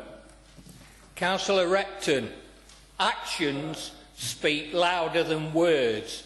Where were you last Thursday at the Health and Wellbeing Board? Where was Councillor Banwaite? Where was Councillor Hussain?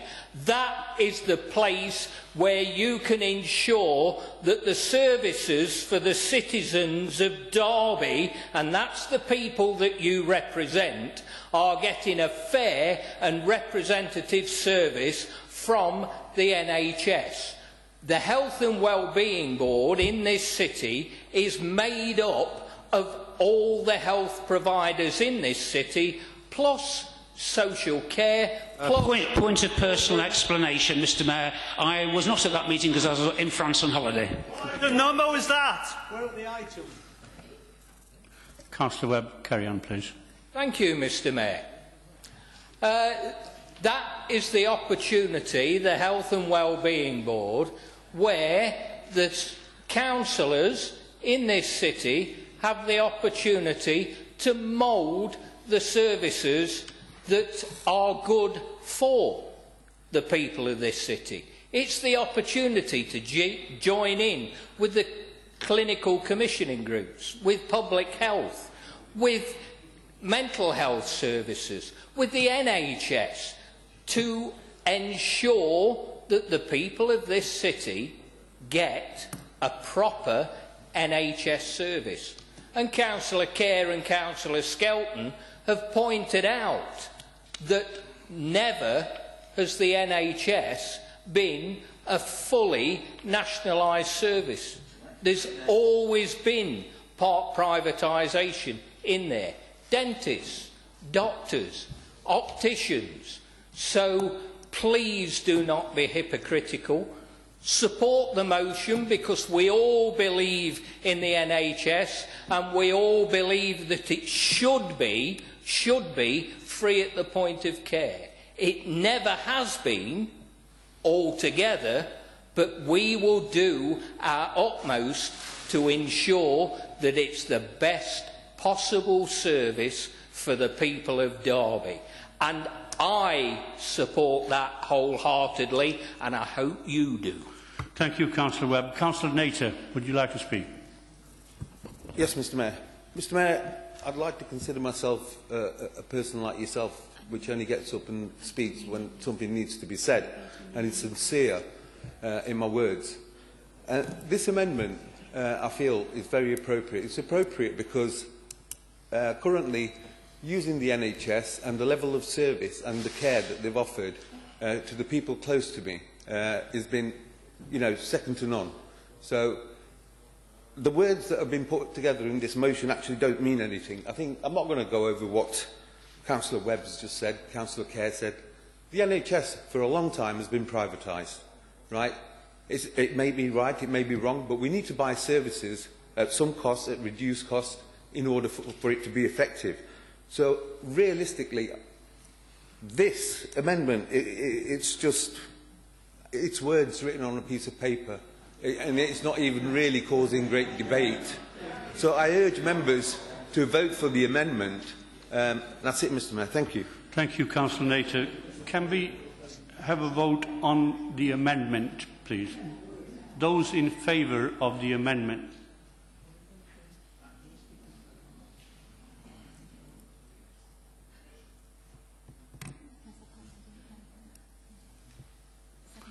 Those against? The amendment is lost. Can we now go back to the original motion?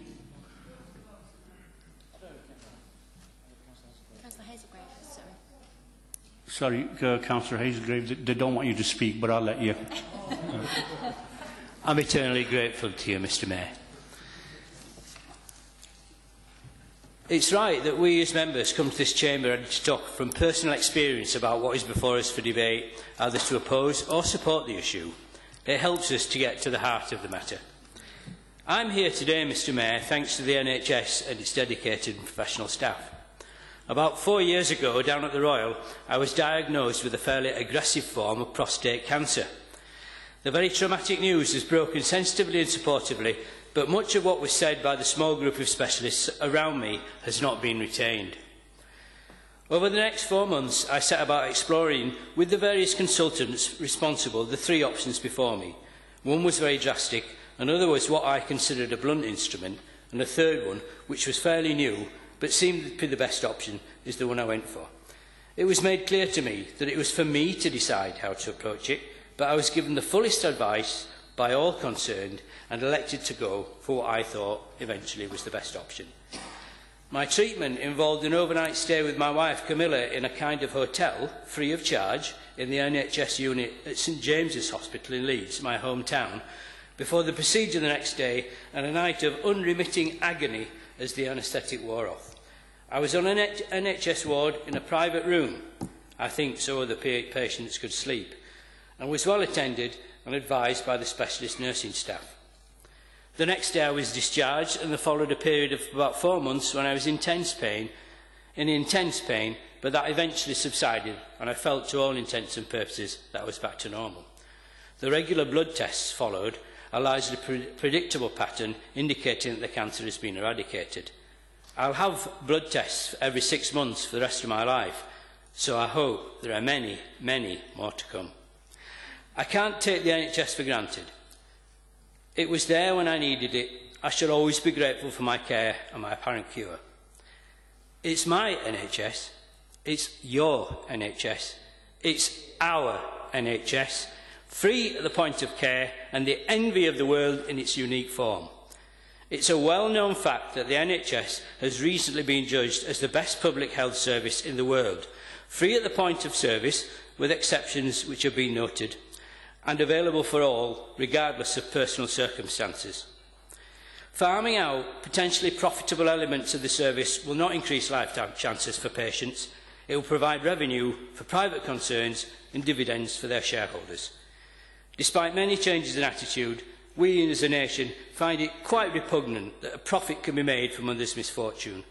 Section 75 of the Health and Social Health Act does just that. It is pernicious in its effect and will, if allowed, follow its course. If allowed to follow its course, will fundamentally and irrevocably change the nature of the beast. Mr. Mayor, I know that my story is not unique and that others in this chamber, members of all parties or none, officers and those in the public gallery, could bear maybe more eloquent testament to the part the NHS has played in their lives or of those of their family. So, Mr. Mayor, let us indeed get to the heart of the matter. We need to send a message to this government that our NHS is not for sale, not to be butchered with the choicest cuts offered to the vultures. Section 75 should be repealed and forgotten, never to be contemplated again. I support this motion.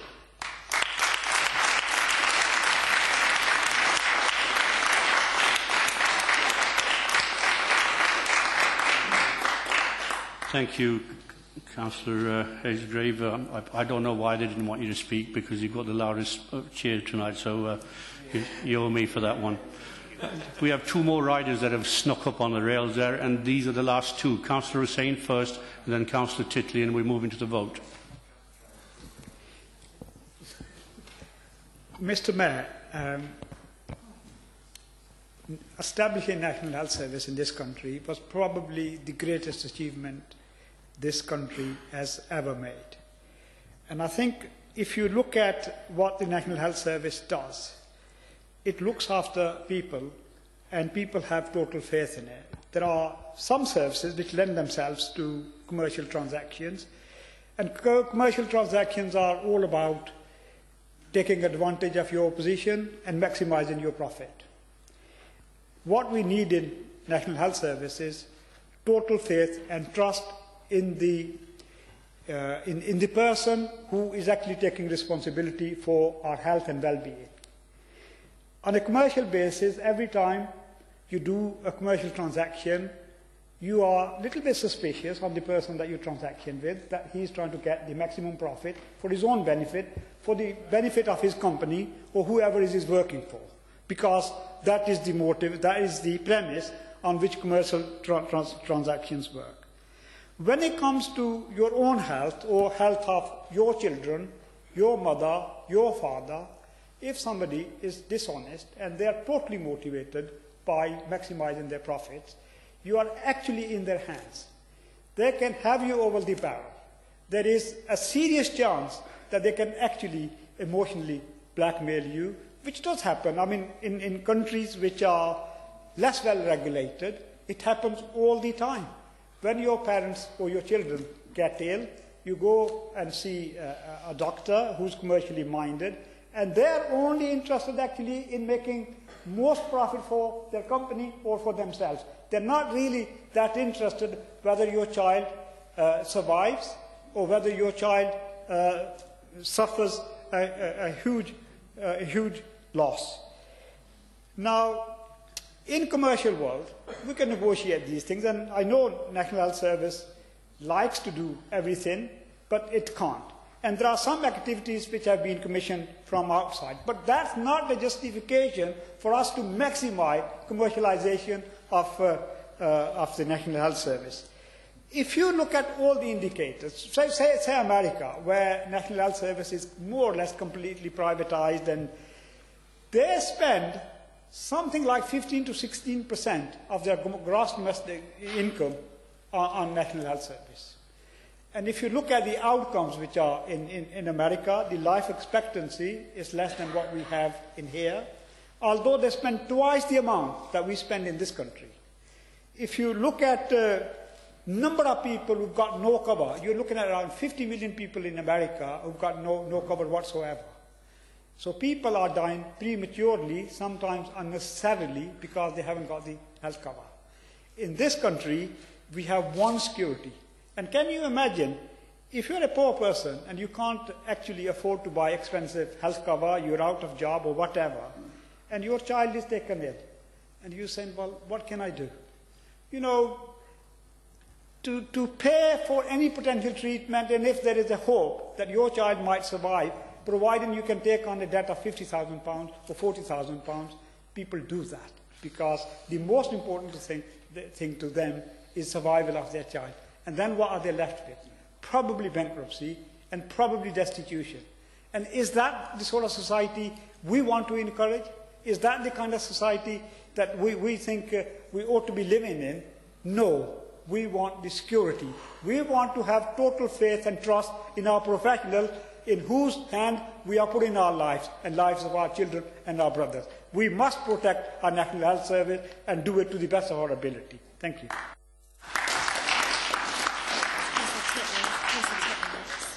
Thank you, Councillor Hussain. Councillor Titley. I suppose I noticed the other day yet another biography has been written about Clement Attlee, and it's hardly surprising. I suppose in the modern idiom it would be quite the contradictory model to the accepted wisdom of what a modern politician should be. He didn't make very charismatic speeches. He was arguably a man of few words even with his colleagues, but his actions stood out phenomenally above and beyond any other Prime Minister in the last century. If you accept there were two Prime Ministers who changed this society that we live in during the last century, Margaret Thatcher being one, who I deeply oppose and have used, no surprise there, Attlee was the other. And his instrument for bringing that National Health Service were many golden threads, some of which were lost after 1979, that came from that government in 45 to 51, but certainly the brightest and the largest of them was the National Health Service.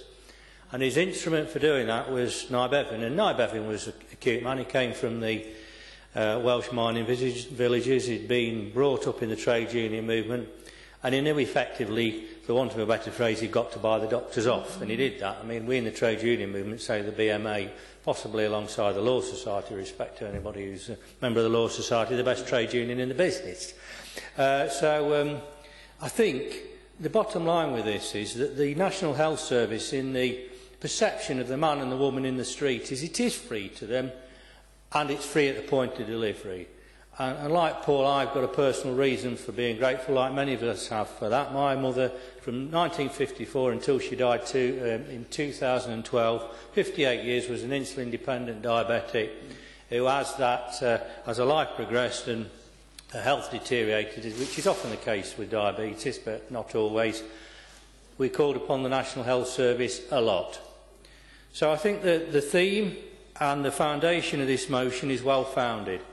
And I think we should be repealing anything that looks to actually privatise key elements of the service, and cancer treatment, for me personally, would be one of them.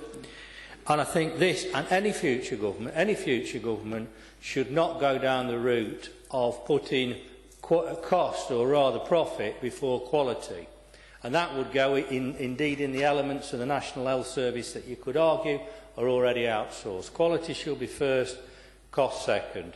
It should never reverse. So I'm more than happy to support this motion, which is well founded in its beliefs, and let's hope in another 66 years' time the National Health Service will be there in fundamentally a form we understand.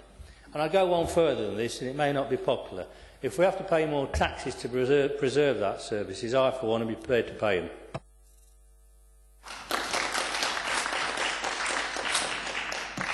Thank you, Councillor Titley. Councillor Kerr, just to show you what a fair guy I am, I will let you speak on this briefly. Thank you. And it is only briefly to say that the Liberal Democrat group, unfortunately, are going to abstain at this point. And it's not because we are not believers in the NHS and we believe in it in the future. It's because of the way this has been worded. For example, Council believes that profit has no place in the National Health Service. The NHS is not going to manufacture all its own drugs, all its own bedpans, do all its own research into the drugs, into procedures. A lot of that work is now and will continue to be done by the private sector, and the private sector works to a profit. This is too simplistic a motion. It does not reflect the reality of life, and therefore, regrettably, we won't be able to support it. Thank you, Councillor Kerr, for being brief. Now, Councillor Repton, can I ask you to do the same, please? Yes, I'm sure you understand what an important issue it is, so I will take as long as necessary with your indulgence, Mr Mayor. It's very clear this evening, Mr Mayor, exactly where each party in this city stands on the NHS. The Conservatives are so disinterested in the future of the NHS or embarrassed at the motion that half the group walk out. The rest are chatting or laughing to themselves out of embarrassment. The Liberals sit on the fence, typical, and come up with a sterile, meaningless amendment. And like Pontius Pilate, they simply wring their hands. The disgraceful attack by UKIP is sort of questioning why we dare bring such a motion about the NHS, and then in the same breath sort of supporting its privatisation. I've listened carefully to all the contributions this evening. Unfortunately, Tories and Liberal Democrats desperately try to distance themselves from their government's actions and are in denial. I did not support privatisation. It was quite the opposite, actually, Mr Mayor. Yes, you have to quote under what rule? I did exactly as the Labour member did as well, Mr Mayor. He didn't do any rule. He just stood up. And I think you have the discretion to allow us that. Methinks he doth protest too much. He's worried about South Derbyshire. I will continue, Mr Mayor, with your indulgence. I have listened carefully to all the contributions this evening. Unfortunately, the Tories and Liberal Democrats desperately trying to distance themselves from their government's actions, or are in denial, or distort the reality of the situation. The public simply will not accept the dismantling of the NHS or its privatisations. We in this Labour group and the future Labour government will not accept privatisation and dismantling. We can reassure the people of Derby of this, and the people of Derby need to know that we are the only party which will defend the NHS. I move this motion, Mr Mayor.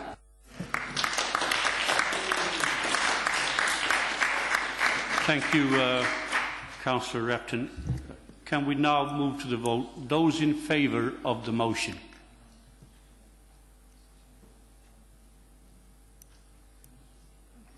Those against?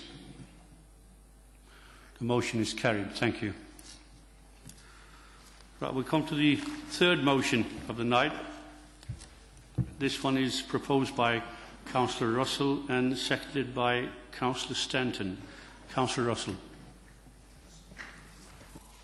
Thank you, Mr Mayor. In my very humble opinion, the government's work programme is frankly morally bankrupt. Schemes which force job seekers to accept unpaid work or face benefit sanctions are exploitative and manifestly unfair. They are also methods which lack an ounce of compassion or a shred of respect for the job seekers that they pretend to help. That's why I want Derby City Council to oppose Help to Work and refuse to accept those on forced placements at this authority. Voluntary organisations across the country and here in Derby have already taken a stand against Help to Work, and I want to see this council and its partners follow suit. It's important, in my view, that volunteering remains an act of altruism, rather than being forced on individuals who are already struggling to find work. Forced work placements seek to exploit job seekers, employers and the voluntary sector to further an ideologically driven agenda. While more public-spirited organisations are abandoning the government's work programme in droves, it's being propped up by the private sector outsourcing companies who continue to land lucrative public sector contracts. It's entirely unacceptable for the taxpayer to subsidise the wage bill of private employers, while the availability of a pool of free forced labour completely undermines the security of those who are already in very low-paid jobs. Help to Work represents the latest in a string of policies from a government that has sought to scapegoat the poor, the sick and the vulnerable. While they have taken from the vulnerable with one hand, they have been generous enough to give millionaires a tax break with the other, so we all know where the interests of this coalition government lie. Under the terms of Help to Work, the long-term unemployed will be forced to sign on every day or take up a 6-month, 30-hour-a-week placement without pay or face losing their entitlement to job seekers' allowance. If you are under 25 and claiming JSA, taking up a forced work placement equates to an equivalent rate of pay of £1.91 an hour. Have you ever heard of anything so ludicrous? A derisory figure, I'm sure you'll all agree, and a staggering £5.74 short of the living wage. What's more, when compulsory work placements were trialled by the DWP, evidence suggests that only 15 to 18% of participants found paid work, which is not different from regular job centre support. So there's no proof that they even work. The whole scheme seems designed to punish rather than support the long-term unemployed. And while those on the front line in job centres may want to help, they are constrained by a culture of targets and sanctions decreed from upon high. What is particularly shocking to me, Mr Mayor, is evidence from the DWP itself that suggests disciplinary action is taken against job centres that do not sanction benefit claimants as much as others. We need to be identifying the root causes of long-term unemployment. Under this government, job seekers must spend up to 3 years claiming benefits before they can receive any basic literacy or numeracy training. I welcome the announcement by the Shadow Employment Minister that under a Labour government this would be reduced to just 6 weeks, which will be vital in helping those people in securing sustainable employment. Help to Work does not deal with these important complexities and instead seek to appease those who would pursue the dismantling of the welfare state. Although some sections of the national media are happy to sing to the tune of the DWP and demonise benefit claimants as feckless scroungers, I like to think that here in Derby we have a little more compassion. That's why we will be promoting our alternative schemes created by Derby City Council for the benefit of our residents. Job seekers require stable employment opportunities based on fair pay and a clearly identified structure for individual development. Derby's Working offers the unemployed a vital foothold on the career ladder. From our local assistance scheme, we are funding a 46-month placements across a range of sectors paid at the living wage. We are working with local businesses, Job Centre Plus staff and job seekers to develop an integrated support programme. We need more of this. Participants are provided with a dedicated mentor, and the scheme will continue to monitor the progress of job seekers upon completion of their programme. Meanwhile, local businesses are benefiting from an extra pair of hands during these very hard times, helping them to grow and create further opportunities for other job seekers in the future. This is the kind of integrated support our residents deserve, not the punitive and regressive measures of Help to Work.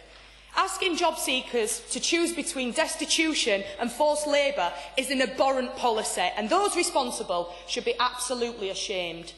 I urge councillors across this chamber to take a stand against something that is fundamentally immoral.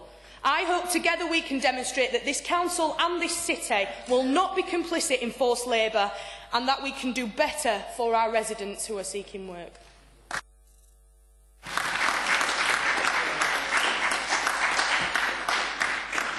Thank you, Councillor Russell. Councillor Stanton. I second the motion. I reserve my right to speak, if indeed there's anyone left. Thank you. I believe Councillor Bayliss is next. Thank you, Mr Mayor. I do reflect on the fact that the Conservative group seem to mostly have gone down the pub, which shows a great disrespect to this council and the office of the Mayor of the City of Derby. We're talking about Help to Work and the workfare schemes, and they're anything but fair. The principle of a fair day's pay for a fair day's work is one of the core demands of any reasonable person.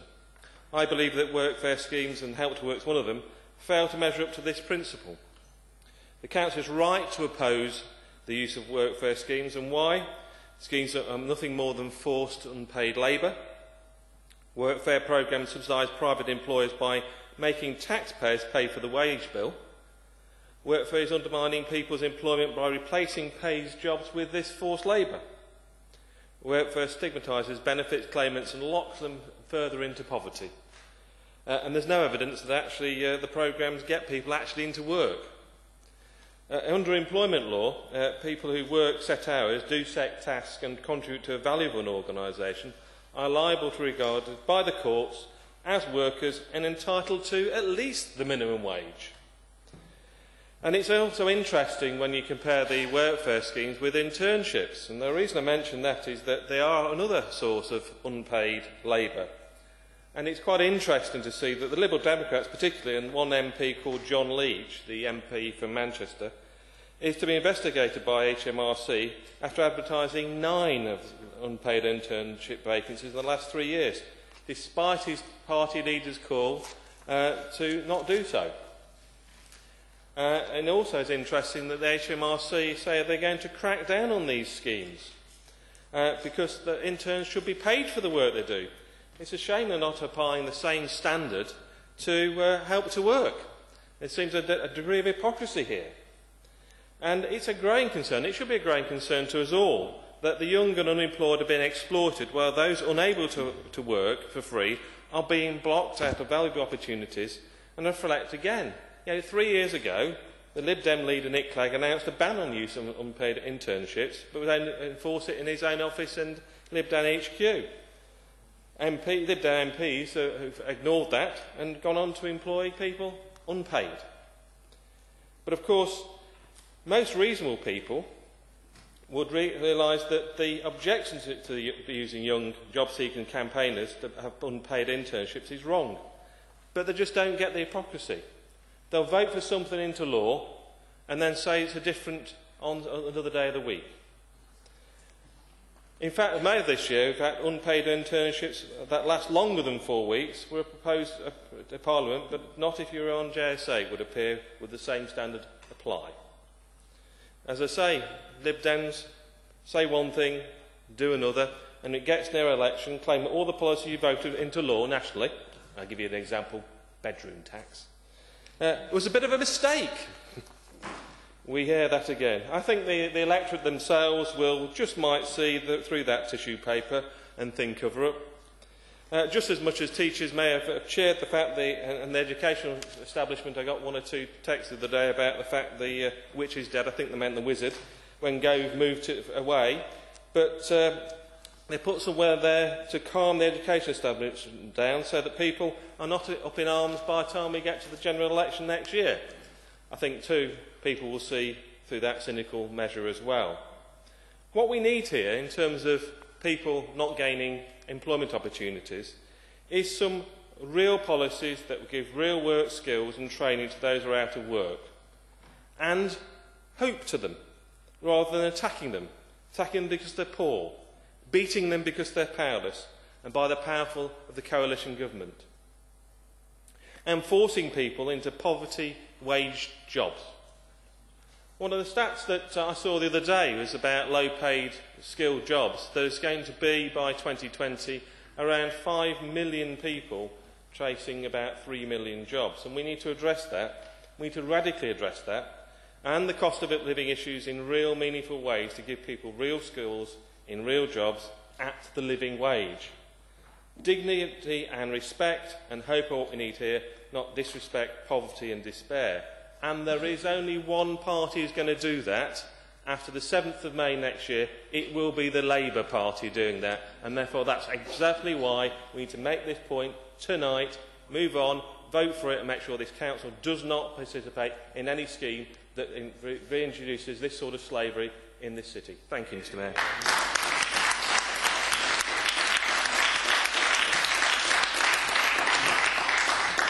Thank you, Councillor Bayliss. Councillor Carr.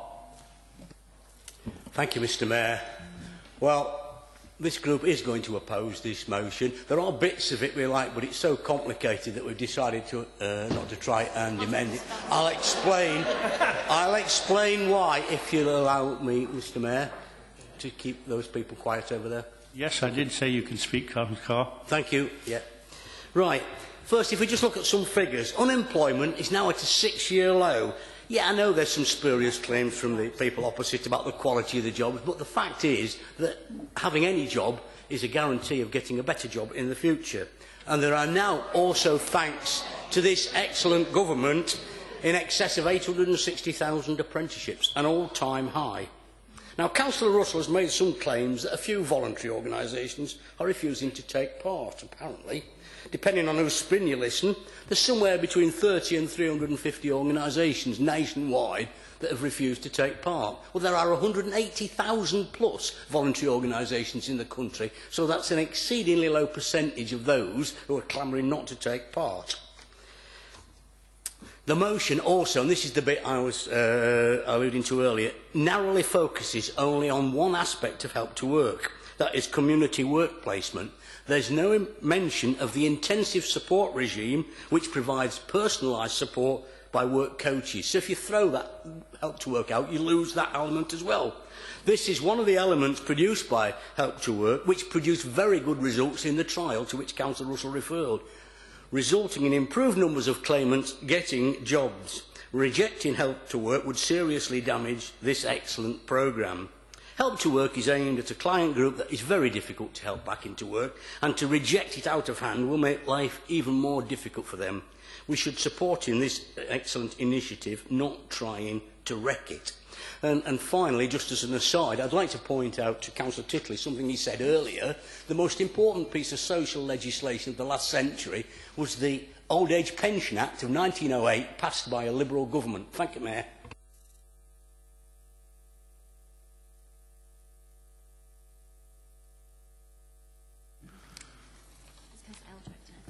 Councillor Eldrick.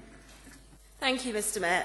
I would like to say it's surprising, but I guess it's not, but it's certainly disappointing that our colleagues from the Liberal Democrats are prepared to vote against a motion which, in a sense, means that they're then voting to support a policy of this condemned government that not only is morally bankrupt, as my colleagues have said, but also could be challenged as in breach of international labour standards.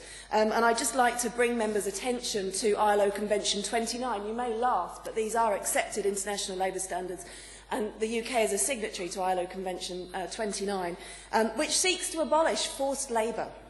And the Convention defines forced labour to mean all work or service which is exacted from any person under the menace of any penalty and for which the said person has not offered themselves voluntarily.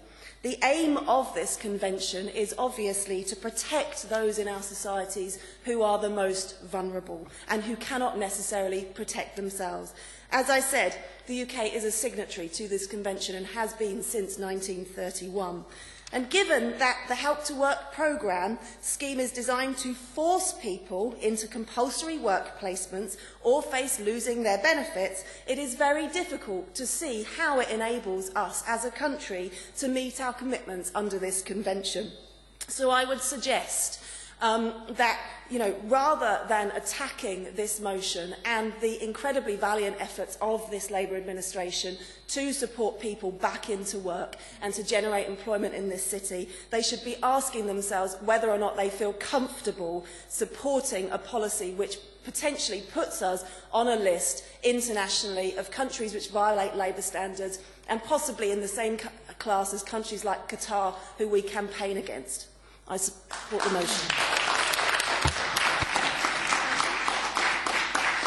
Thank you, Councillor Eldrick. Councillor Skelton.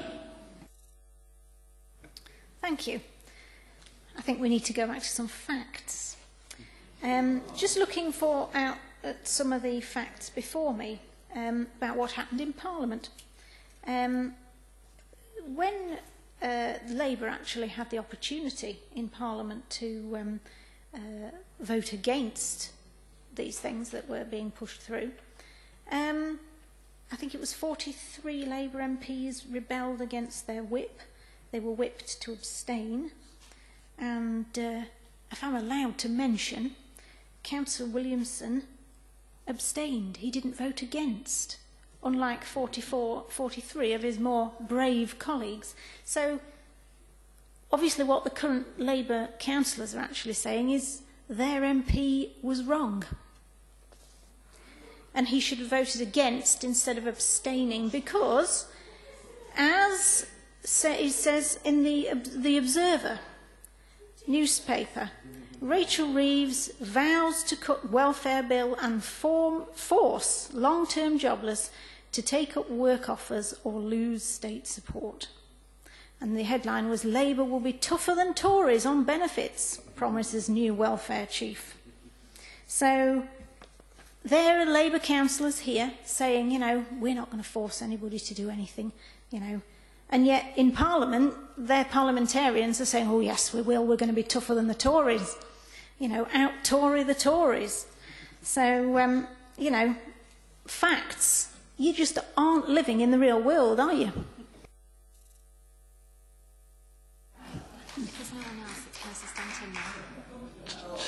Thank you, Councillor Skelton. We go back to the substantive motion. And Councillor Stanton, would you like to speak? Thank you, Mr. Mayor. We seem to have an increasing obsession in this chamber with Westminster. And I'm not entirely sure why. It's perhaps because it's a general election year and a few of us have got an eye on another job. But I see nothing to do with this motion, which is based upon what this council and this administration is actually going to do within policy and what we're not going to do, i.e. we're not going to implement and take part in the Help to Work scheme. That's what this motion's about. And citing, you know, abstentions and how our MPs have voted has nothing to do with it. And we know how you're going to vote. We know the Tories have by and large walked out, so we know how they feel about this. So I am going to cut this fairly short, but I do want to, and I'm going to take this opportunity anyway, to talk a little bit about the Help to Work scheme and some of the things that I don't agree with about it. So fundamentally, I think it's poor policy.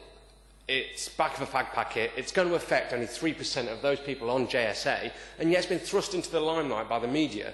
It's because it sort of hampers to the right-wing media who want to see us being tough on the poor. And basically, we're going to spend £300 million over 2 years on this project of taxpayers' money on this scheme, on 3% of those recipients of JSA. And we don't even know whether it will be successful. And here's the best bit. It's going to be administered by private companies. Now, here in the East Midlands, that contract, that rather lucrative contract, has gone to G4S.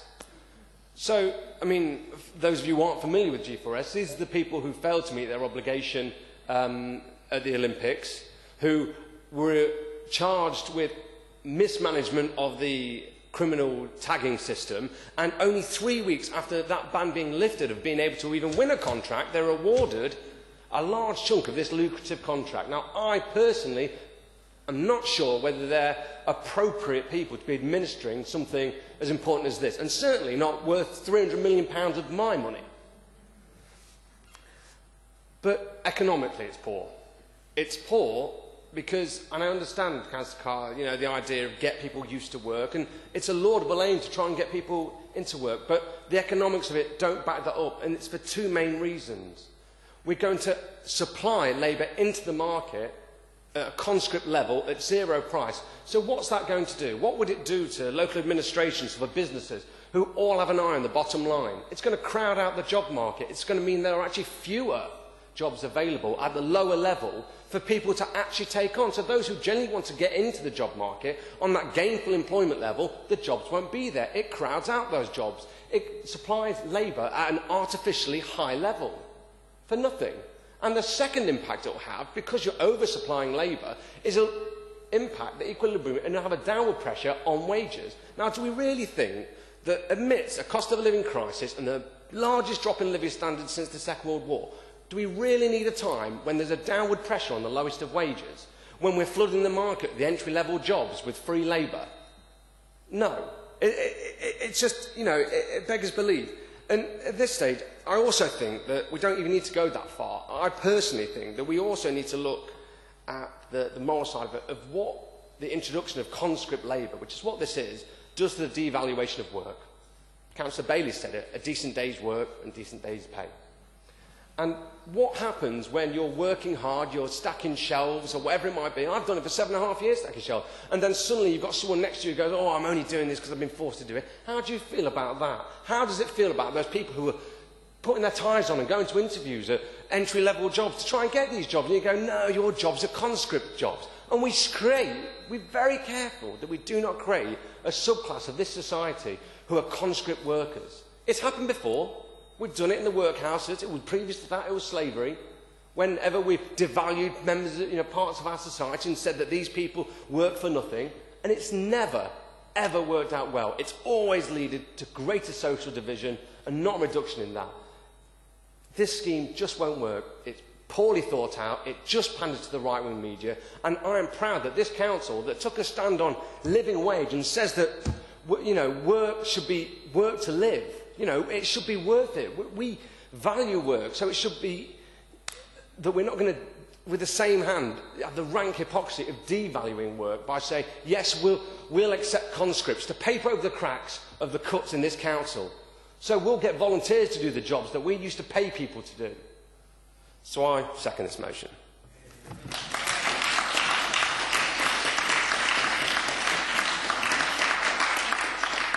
Thank you, Councillor Stanton. Councillor Russell, would you like to sum up? Yes, thank you, Mr Mayor. I'd just like to say, actually, I've never really felt prouder of being part of this group tonight. We spoke so passionately about two very, very important issues, the NHS and forcing people into labour. I want to ask for a recorded vote tonight on this motion, Mr Mayor, to demonstrate, actually, that half of the Tory group, more than half, have sodded off. They're not interested in debating the issues that really matter to people. They're not interested in talking about forcing people into labour that they don't want to be into. Councillor Hickson agrees. They're not interested. We know they're not interested, but I want the records to show that, Mr Mayor. So can I please ask for a recorded vote?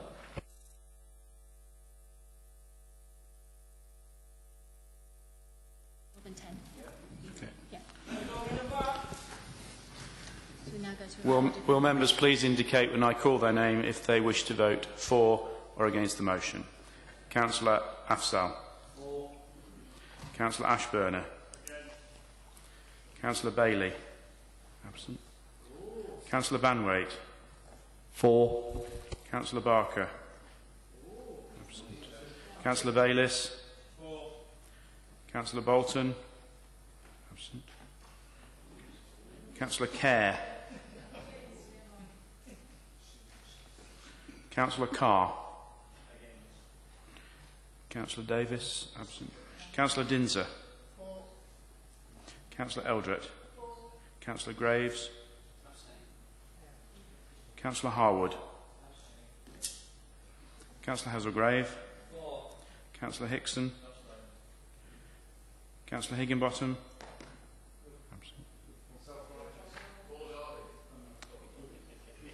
Councillor Alison Holmes. Councillor Matthew Holmes. Councillor Hussain. Councillor Ingle. Councillor Jackson. Councillor Jennings. Councillor Jones. Councillor Keith. Councillor Jangir Khan. Councillor Shiraz Khan, Mr Mayor. Councillor MacDonald. Councillor Martin. Councillor Nater. Councillor Nawaz. Councillor Pegg. Councillor Poulter. Absent. Councillor Rawson. For. Councillor Redfern. Not here. Councillor Repton. Councillor Russell. Councillor Sandhu. Councillor Shanker. Councillor Skelton. Councillor Stanton. Councillor Titley. Councillor Troop. Councillor Turner. Councillor Webb. Councillor Whitby. Councillor Wood. Councillor Wright.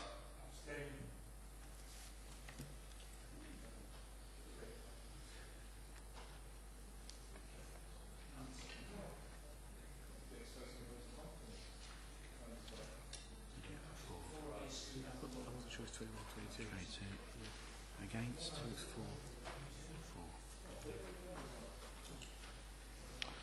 For the motion, 22. Against, 4. The motion is carried.